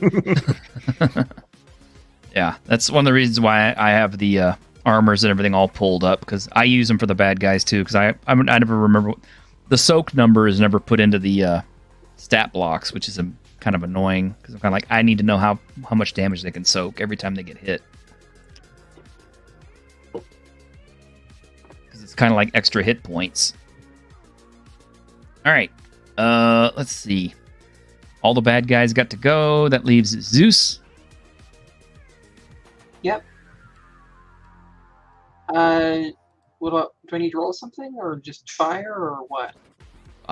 You do what you're gonna do. You got, like I said, you got 2 guys taking shots at you, and you got the gang boss himself is behind the desk. He's got full cover, so you can't really hit him. Okay, I'll fire at the closest target that is not behind cover. Well, that would be one of the 2. So Okay, do you want me to just roll a d6 and see 1 or 2? just pick A or B. I'll pick A. Okay. Okay, and roll a d20.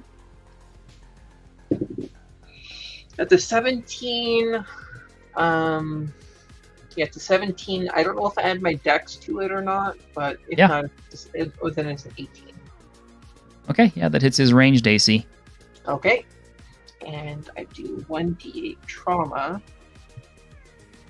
Okay, so roll your trauma dice along with your damage dice. Trauma dice and damage dice. Which damage dice? Oh, damage is d6. 7 and 4.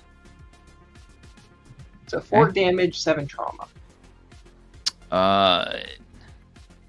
His trauma total is 7+. So yeah, you will inflict trauma.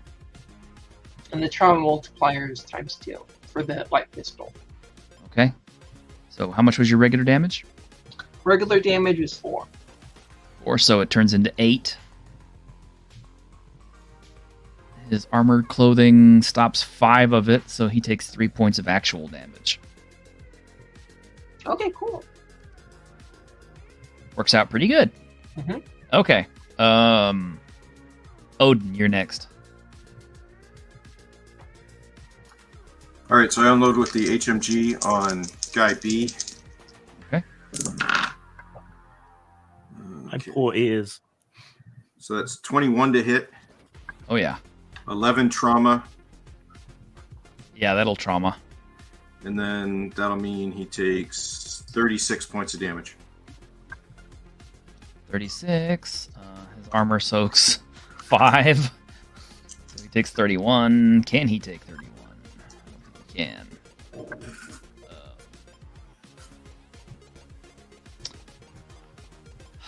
Just 1 point over his hit points. Yeah, you'll blow him like right backwards onto the desk.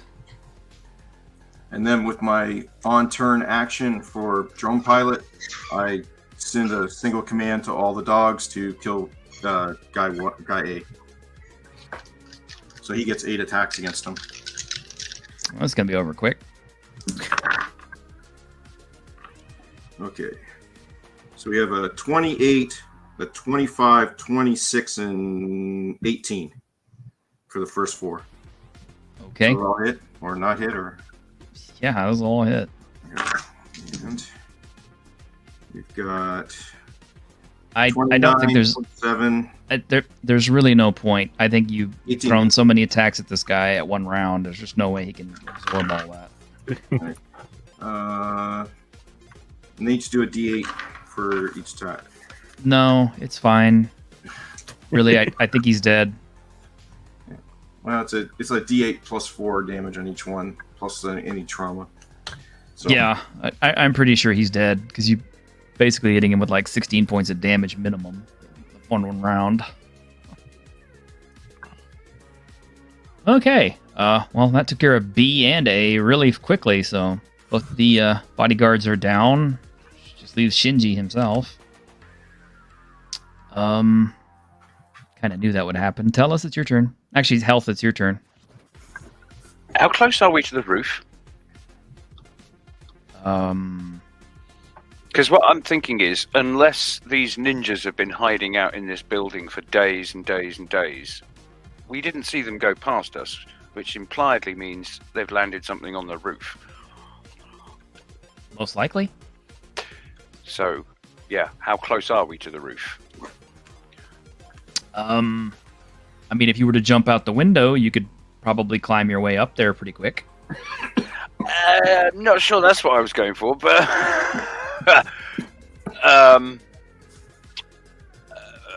okay. Is there any other sounds of any other combat coming from anywhere in the area? Still gunshots, etc. Oh yeah, lots of combat. Okay. I'm going to presume that if they came from the roof, they will have already cleared everything from the way they came in. So I'm going to have a quick look. I'm not going to go out of line of sight. But I'm just going to creep down the corridor towards the quieter area and see if I can see any sign of any stairs or anything that gives an indication of access to the roof. You did pass a stairwell on the way up, or on the way out of the elevator. If I can get to it and look at it without, as I say, staying in line of sight, I will, but not if it takes me round a corner or in any way out of eye line with these guys. No, it'll take you out of eye line. Okay, in that case, it'll have to wait. Fair enough. I defer my action. Okay. That brings it down to Tellus. All right. I move forward with my enormous Rostovic battle rifle at the ready, aim it at Shinji's face over the desk, and say, "Where's the fucking relic?"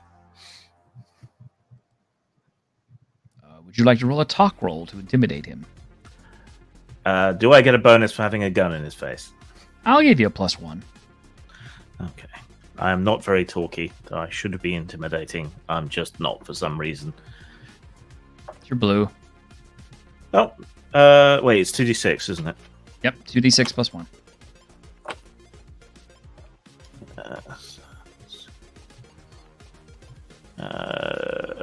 8.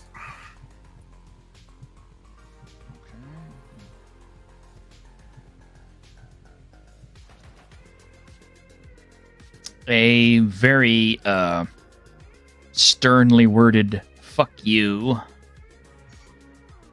is your reply. Okay. Do I still have enough of my turn left to shoot him? I'm gonna say no, just because Jugger is still in the room and needs to do something too. Okay. I don't I want mind, to give but everybody a chance to do something. I will try and I'll jump over the other side of the desk and I'll slam him into the wall, and Well, that's gonna be a melee action. So that's your All right. move in your melee.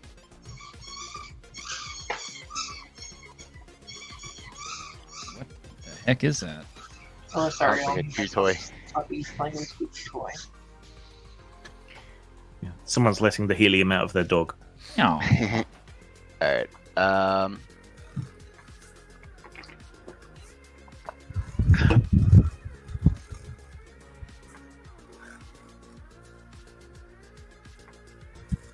Punch is 1. So well, you got to roll to hit first. It's a melee. yeah, I rolled a 13, so 14. Okay. You'll punch. You'll punch the guy, but his armor, either between his armored suit or just the fact that he's kind of a physical specimen himself, he just sit there and stand there and take it. Just kind of look at you like, what the hell are you doing? Listen, Arasaka is here. You are fucked. We can take the relic off your hands. And we Leave can me with nothing? We'll figure it out at a later date. Either either we're all dead, or we can make the most of this fiasco.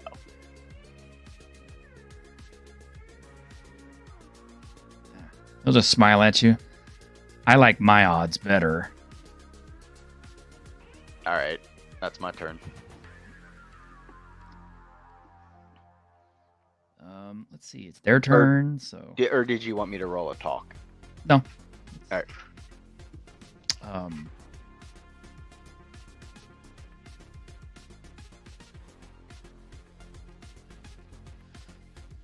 What is your melee armor class? 18. 18. Yeah. You will get stabbed with an advanced knife.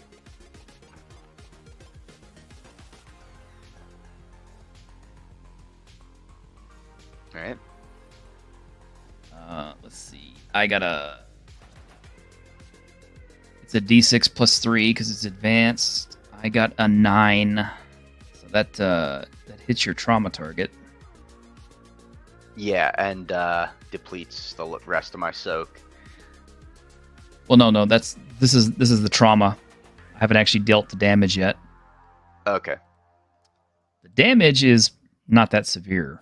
3 times 3 is 9, so you took 9 damage. Yeah, that's the rest of my armor. Yeah. So basically, yeah, the knife just sank into your armor and almost killed you, but not quite.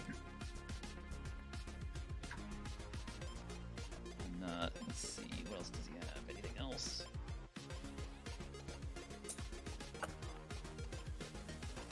That's pretty much it. All right, we're back up top with Zeus. I am going to attempt to fire again at the ganger that I fired at once before. You mean the guy who's dead because Oh.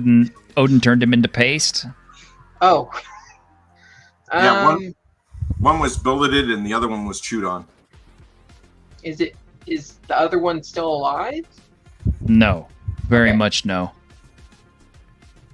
Or to put it another way, Chunky salsa. is he alive? No, just no. Okay, then. Okay, it's gonna be stupid question to ask. Is the boss of the gangsters dead? No, he just tried to stab Jugger to death, though. Okay, then I will fire at him. Okay. Oh, wow, that's a 16. 17 plus 16 plus 1 dex, so 17 total. From this range, you probably shot him, but you're pretty sure that his clothing absorbed all the damage because it didn't seem to do any hurt to him at all. Damn it! And I hide behind cover again. Odin?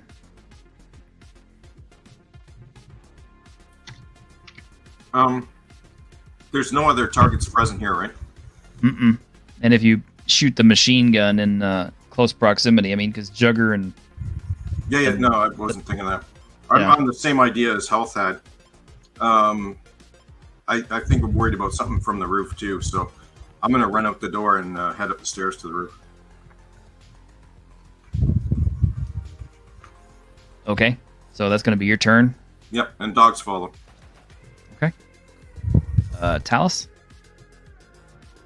Actually, I'm sorry, Health. Okay. Sorry. Sorry.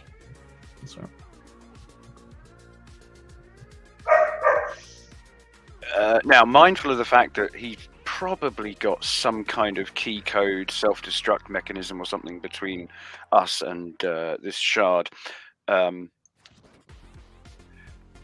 Look, you idiot. We're your only ways out of here right now. So, what's it going to be? When you play this game, you play to win or you die. I die. Then you're an idiot. Is there a window in this room? There is a window in this room. All right. I'm going to follow Odin to the roof. Okay, so you're following Odin to the roof. Okay, Talus?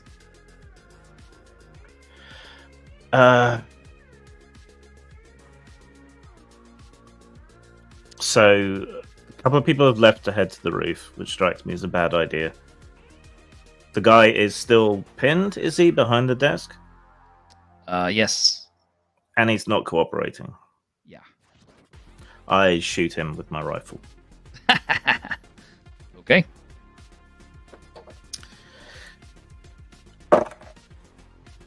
Let's see. That is a total of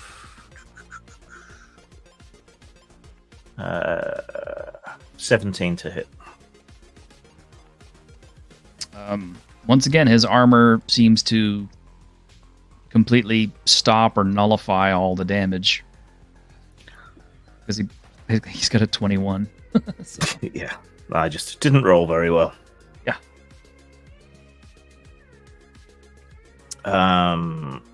So I didn't move. Can I use what was my move action to switch to my infravision and scan the room for anything cold or anything hot? Because it will be having to shed heat otherwise.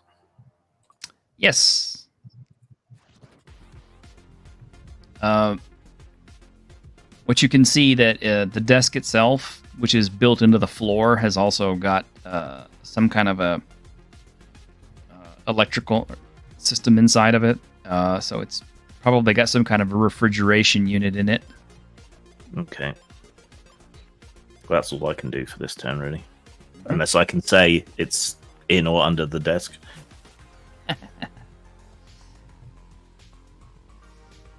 All right. Now it's Jugger's turn. All right, I'm gonna try and pull a Die Hard. Gonna shoot my shotgun at the window. See if I can shatter it. All right. Do you need me to roll to hit or roll damage? Just roll damage.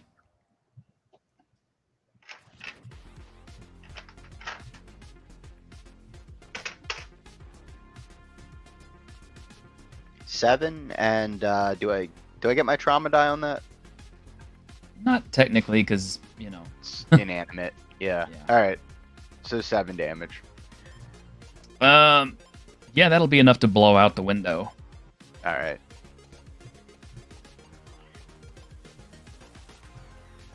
I don't think I can finish this turn, but I look to Talus and just say, and I just nod to the open window. All right. Back at the top of the round.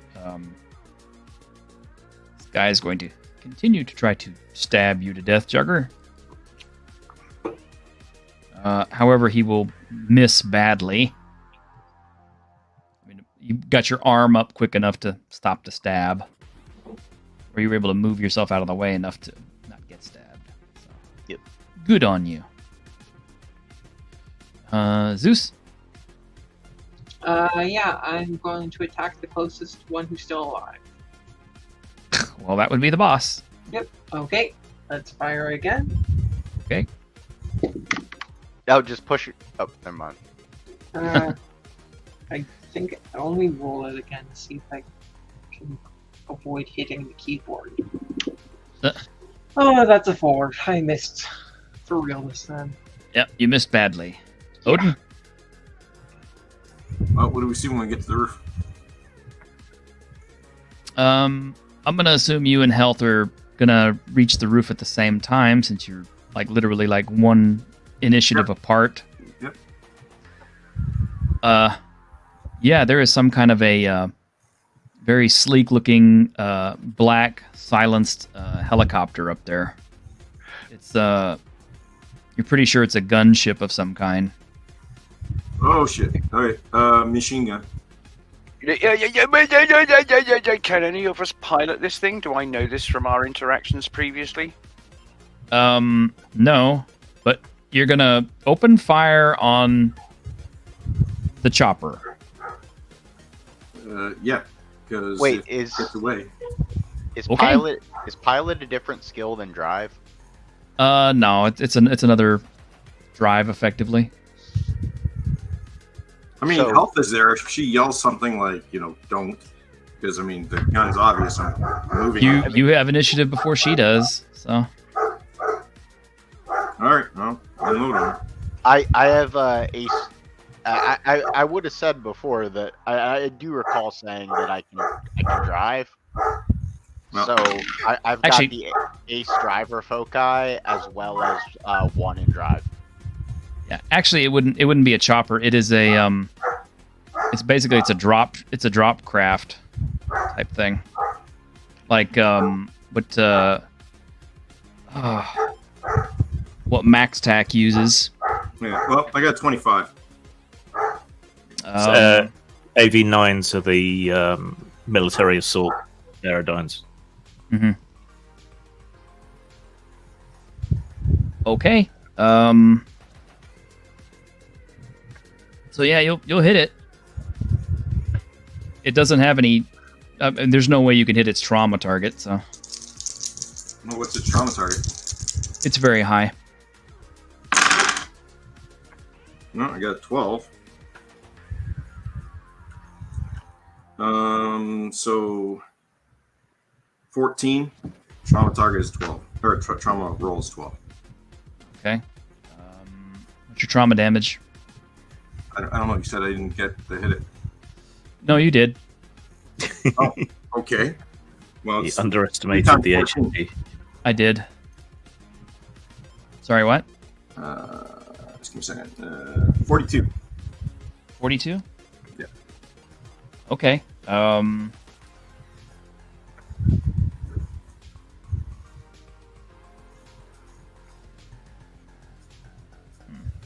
I forget how bullet spongy vehicles are in this one. I do know the heavy machine gun can do damage to vehicles. So. Yeah, it can, but I don't know if I'm reading it just like it is. He may have just blown it up. I got my book, so do you want me to cross-check? Yeah. Well, what is it? Sure. It's What page page you on? 89. Page 89. It's the Page 89. Kessler Mjolnir. It's only got 40 hit points. But I'm yeah, about to but- say it's like it has no armor on it. No, it has 12 armor. That means it would still have 10 hit points left. Yeah. So it's still got 10 hit points left. Now, whether it's flying worthy or not is another story. Well, it's like anything else, you know. It's like as long as you got 1 hit point, you can still keep, operating at full capacity, right? Yeah. Health, what are you doing? Depends how. Staring slack-jawed as Odin Swiss cheeses our ride out of here. Okay, Jugger, down to you. All right. I am going to throw him out the window. All right, I'm gonna need you to make a melee check. All right. This would be funny. No, this is good. With punch, that's a 21. Rolled a natural 20 again. For Nice. once I'm rolling them when I need them. I will rule that you can do that. So yeah, you will literally just kind of like grab him by his lapels and pitch him out the window.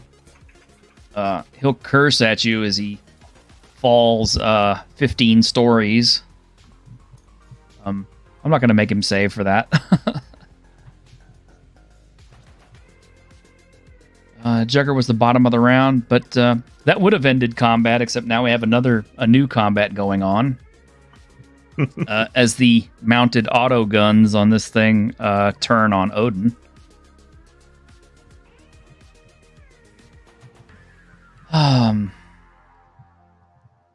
For going out in blaze of glory. Well, somebody apparently wants to. Hey, all I understood was we were supposed to take everyone out. So, Frankly, I'm surprised we haven't been murked by our second ninjas already. So, well, they're probably in the transport. I had a bad Cyberpunk GM back in the day who would always sick ninjas on us. Okay, Odin, I got a 25 to hit. Oh, that hits. I have 22 for my ranged. Okay.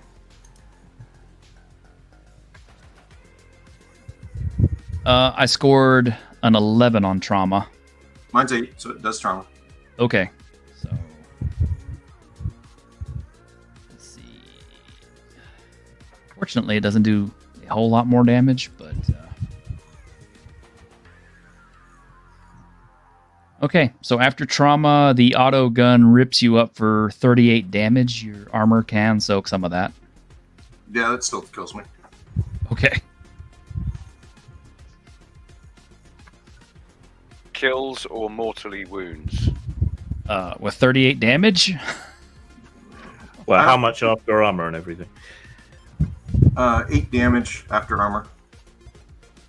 Like after everything's gone. But I don't think this game doesn't do negative numbers, does it? It's got something for that. Well, if it's negative, then I'm still on my feet. You don't have negatives, but what you do have is I think once you hit 0, you go down.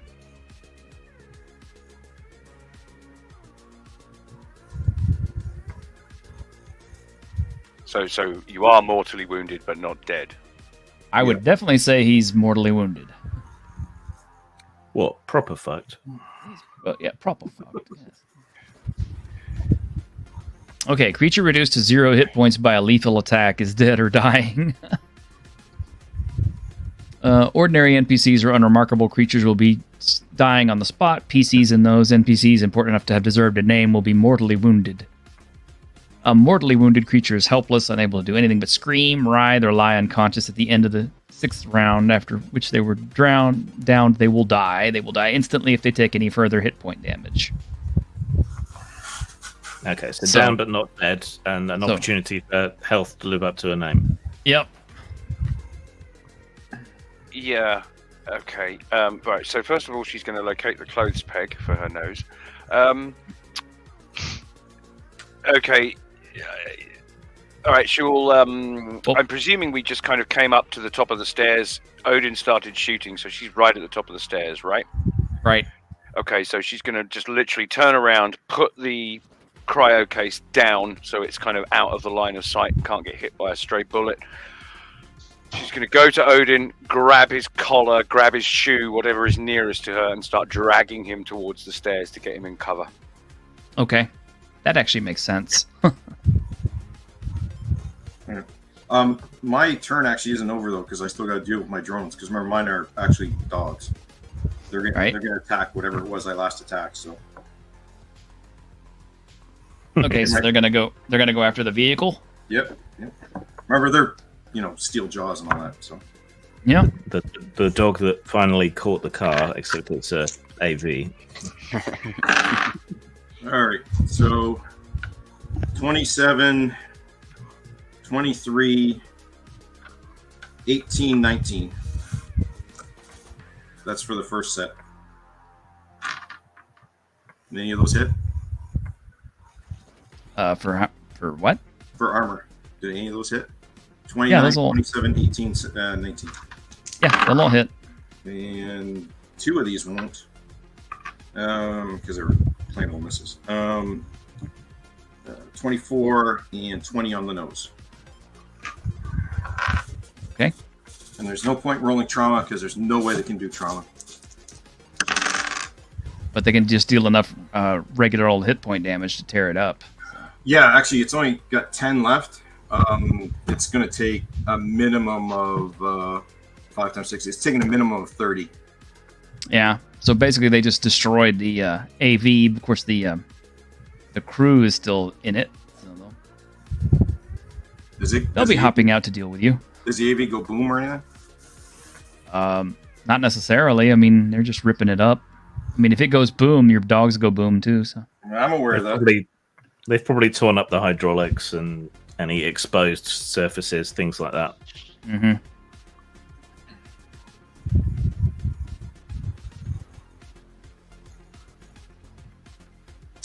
I haven't had a go in a while. Is it my go yet? Yeah.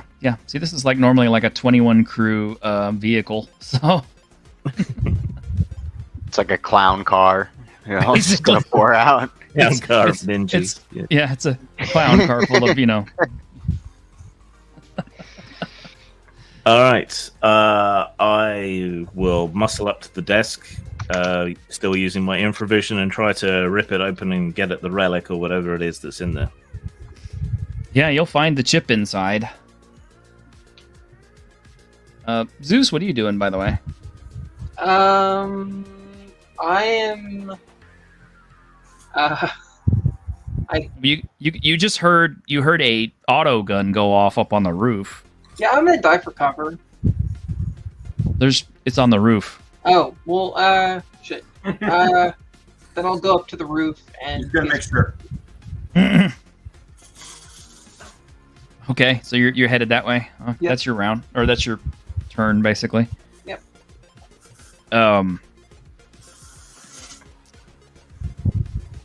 Okay. I'm not even gonna roll this as a combat because I'm sorry, the odds are way too overwhelming on this one. Even though you do have, the death dogs, a 21 person crew can take out the dogs pretty quick. I'm sure they could. So might lose a couple of their own men in the fight. But... yeah, they'll probably lose a few of their own guys, but I think just the combined arms would be able to do it. So we'll call that one over. And just get onto regular rounds. Zeus, yeah, you'll get over to the staircase. You'll see that, Health has pulled Odin off the roof. He looks like a puzzle with a lot of pieces missing and blood. Jesus Christ! What happened up there? Take the case. Go get the shard. Okay, I run to get the case and get the shard out of there. Okay. Yeah, you'll run back into the room, just as Talus gets the desk open and finds the shard in there, still in the secure environment. Is that the case? Yes, let's go. All right. Carefully, so taking a full turn to do it, extract the shard and put it in the cryo case. Well, just as you're about to, you'll hear a kind of a deep voice come from the opening of the room. Oh, it's okay. I already brought my own. Okay, look up. It is a portly gentleman who kind of facially features his facial features and things kind of favors George Clooney a little bit, but older maybe. He's wearing some heavy duty armor and as well as a armor trench coat. carrying a case and a heavy rifle. He has a chromed black hand. I had a feeling. Yeah. Our sponsor, I'm guessing. Pardon? You're our sponsor, I'm guessing. Well, let's just say I had an interest in this. Well, this little thing I hold in my hands is worth a hell of a lot of money. And legend or not, I think we deserve some compensation. I think you're right. How does 500,000 sound? One sec, let me check in with my crew. What's going on up there? We got wounded. Can't talk. Busy. You get us out of here as well, and 500k sounds fine to me. Well, from the sound of things, your boys shot up our ride. Our ride seemed more like Arasaka Black Ops to us. Or was that the intention? Misdirection is the art of war. Well, we've still got the stairs. I wouldn't risk the elevator again. Nope. Gonna have to call for another AV, I guess. So, I'm trying to sound all calm and macho and butch and everything, but inside, my inner 8-year-old is squeeing. Yeah, he'll bring out his own custom case and he'll set it down. Do you mind putting it in there for me? Just out of curiosity, who's on this? Oh, an old friend. Fucking smasher, I knew it.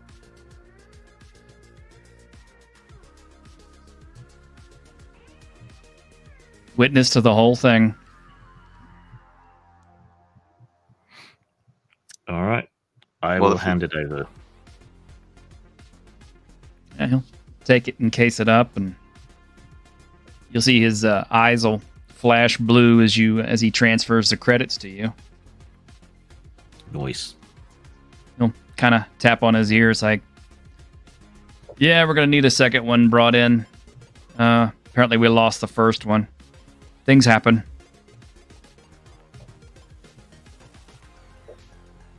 He'll smile at the rest of you. I was never here. You guys can take all the credit for this. Shit, if we said you were here, no one would believe us. He'll smile. Well, you know, I'm dead, right? You are? Isn't They tell me.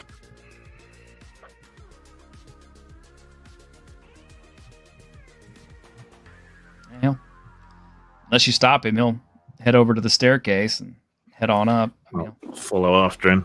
Yeah. So is Bartmoss really dead? Oh, they found his corpse in a fridge out in the junkyard a few months ago. Yeah, but the rest of you fuckers ain't staying dead, and he was always the trixiest. Well, I wouldn't go sticking my nose out past the black wall. You don't know what you'll find out there. That's not really my territory, though. I deal with the physical world more. Man, I totally missed what happened. Is this Johnny? Morgan Blackhand. Okay, I was like, wait, Johnny's back? I heard Yeah. rumors in the Cyberpunk 2077 game that he was alive still, but never mind. Just keep going. Sorry. The appearance should have tipped you off.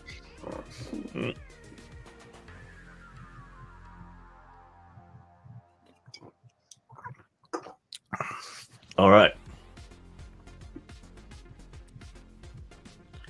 Yeah, another AV will show up, and you know what's left of his guys and himself will get on board. I mean, they'll pick up their dead and wounded and bring them on, and he'll kind of smile and wave, and it's kind of like,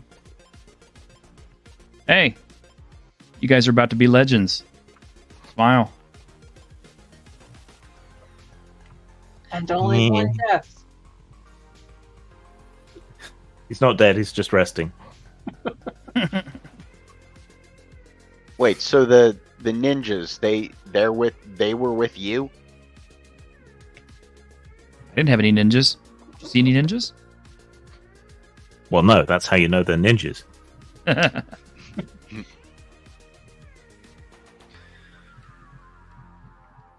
All right. All right, let's go. I'm gonna come out, shotgun blaring. Well,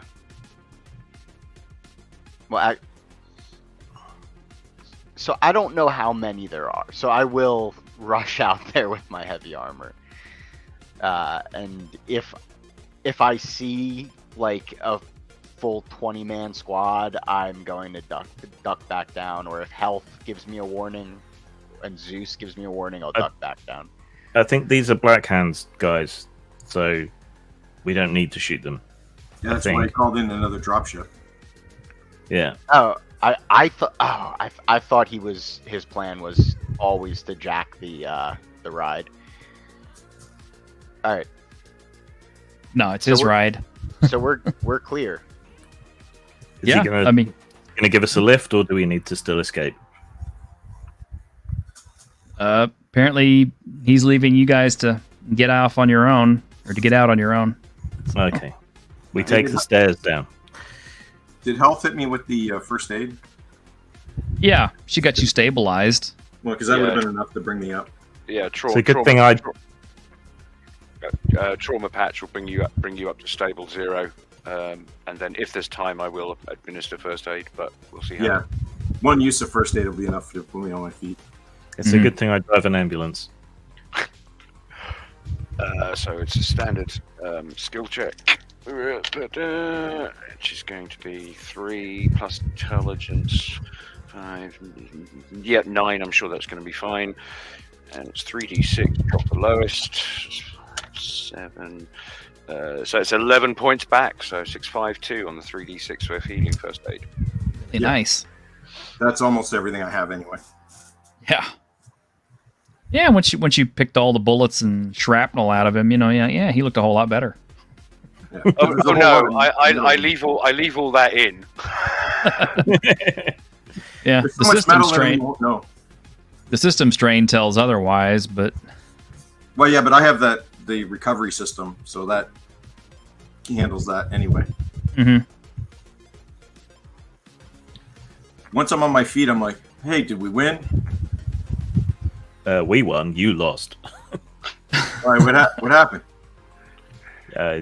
You picked a fight with like something you shouldn't have. So did he get away? It didn't. No. But this thing actually had a second gun too. It has the mounted auto gun, but also had the headshot pod, which does even more damage. And I'm just kind of like, yeah, I think they would have stopped after the auto gun dropped him. Well, when I see my dogs are dead, I like try not to tear up, but I go over and pull their personality chips so I can replace them. we just gotta get out of here. That's fine. The ops burned, but we made some money.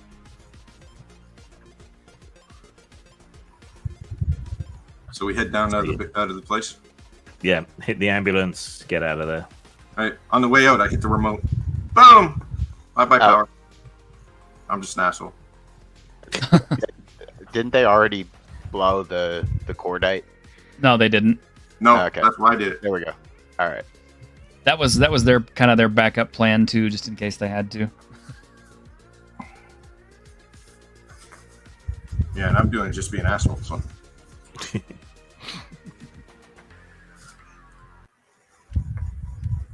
Well, yeah, a couple hours later, you're back at the used car lot.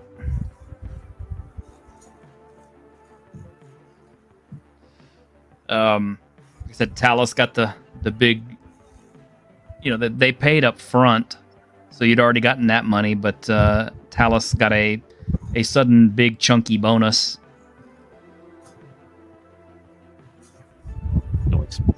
Gonna share that. Yeah, of course I am. All right. Appreciate it. So all told, the total payout for the mission was 68 or 680,000. There's 4 of y'all, 5 of y'all, 5 of y'all. 5. Yeah. Div 5. That's 136,000 for each of you. Jesus. Yeah. Not quite enough to retire on, but Yeah. But Hey, it's that's a enough. lot. That's enough to pay off my wired. So I'm now out of debt. Yeah, Casanova is really pissed off that the chip got away, but Shinji died, and most of his crew have been decimated. So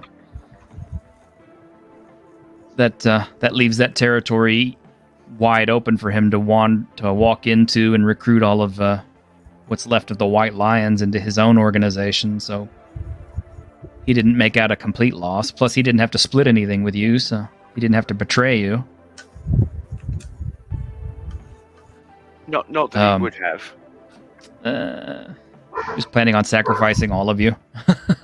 No, he wasn't. That's so unfair. You can't judge him. I can fix him. I can fix him. He's just broken a little bit. The word on the street, there is no mention of Morgan Blackhand on the street, but that your group of ops basically hijacked an AV, got onto the roof, where it was destroyed by White Lion soldiers, and that's where you lost your dogs. But you managed to fight your way through the building and throw Shinji out of the window. Either that, or he committed suicide rather than be taken alive. But in so doing, he also took Arasaka's property, which has been irretrievably lost, which probably doesn't make Yorinobu and company very happy, but at the same time, at least they know that for now it's not on the streets. Or perhaps they hired him to begin with, who knows? But you guys got all the credit for the hit.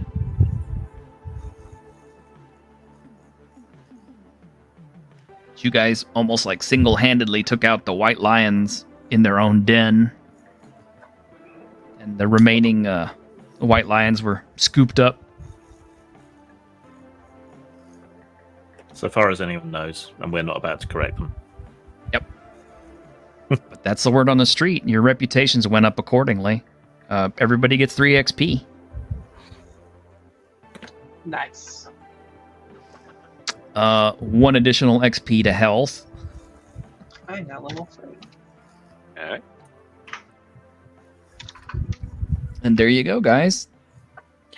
That's our Feeling down, finale for now. That was fun. Yeah, you got it. You got to come back to this later, man. I really love this game. Yeah. A good cyberpunk ending too. Just a clusterfuck when we managed to get out, break even. But we still don't have enough money to retire, so there's more Right. money for everything to happen again. But if we did have that much money, we would have ended up getting killed anyway. Usually how the stories go. Yep. Hey, I'm completely out of debt for Wired, man. I'm happy. I wasn't sure exactly how it was going to end up. I mean, depending on what y'all did. I mean, if you guys would have, fought both gangs at the nightclub, it would have been bloody. And you probably would have definitely lost a few people just because of the sheer numbers involved. I don't know if you would just take out Casanova and just quietly, get rid of his data chip or sell it back to Shinji or whatever. I thought that was a possibility too. Or, that you might try to just directly attack Shinji without any help. In which case, the Black Hand thing still would have happened. So. But yeah, I figure if Atom Smasher was backed up on a chip, Morgan Blackhand would be one of the first people to want to go find his ass and keep that from happening. Yeah. I still Yeah, that hope was there's cool. a Cyberpunk 2077 sequel where you get to see Johnny Silverhand's body and he gets revived. Hey, it could happen. I mean, you know, Orion is in the works, supposedly. Mm-hmm. I don't know, though. I don't think it'll be as good as 2077. I think they set the bar kind of too high for themselves, and Yeah.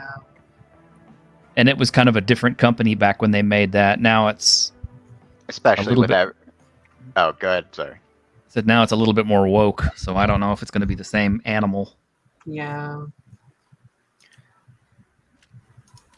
Also, with all the layoffs going on in the video game industry, I don't know if it's going to be out for quite a while. Yeah, they're hiring a lot of American programmers and stuff to work over there, On but they Comic-Con? are in Poland. At, Yeah. CD Projekt Red. But they are working on. They're not working on Red Engine for the next one. They're working on what was it? Unreal Engine. Probably. Yeah, something that's a little bit easier for everybody to work with, so it's more accessible and people can work with it. So, it may be out quicker than you think. Give it about 5 years, I think. Mm-hmm.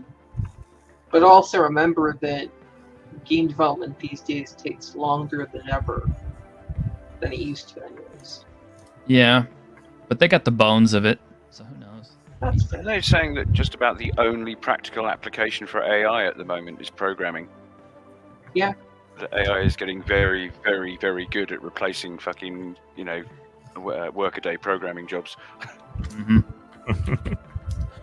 How ironic. Learn to There you go, code, guys. Or not. Kind of Thank you. a satisfying ending to the Cyberpunk 2077 game. Mm-hmm. Yeah, I'm gonna And- switch out T-shirt. I'm gonna switch out his Wired for Hard to Kill since you just about killed him. Figured it'd be appropriate. Why not? There's a chance that we'll revisit this later at another time. This was it's really just- good, man. It's in one of the top games I've played. Really? That's pretty Yeah. high praise. Yeah, I mean, and I usually only play in person too, which means it jumped over that bar. So Wow. yeah, I really like this one. Like not so much when we did the Dark Age zombies, and I don't know about the next zombies, but this was just phenomenal. I'm not sure what you liked about this one so much. I really thought it was just kind of like, eh. Because you actually usually when I play Cyberpunk, no one gets the feel of Cyberpunk. You actually were getting the feel of the Cyberpunk in there. Oh yeah. You know what I mean? Yeah. Even though you weren't using the Cyberpunk system, it still had the feel of it. Well, Yeah. I definitely like the way this system plays Cyberpunk better than Red, and yeah, with how the damage system works and how deadly it is, it's just kind of like it feels closer to the old 2020, but not as cumbersome. Yeah. So, I don't know. Though 2020 purrs like a kitten once everyone's au fait with the system. Yeah, The only problem is you can't play a Netrunner that well unless you're a solo player. uh huh. That's true of all Cyberpunk games. Yeah. Is it? Yeah. But is it as true as this with this one? Well, we really didn't get to Yeah. see a lot of the hacking Yeah, that's done. fair. Yeah, if you run it by the book, yeah, it's still got the same issues. Yeah. Um, That's but it's after midnight, and I'm going to turn into a pumpkin. So good night, everyone. Night. Good night, everybody. Hope you All right. enjoyed, and join us next week for something Grim will run. Bye, everyone. All right. Later. See ya. All right. Thank you, gentlemen.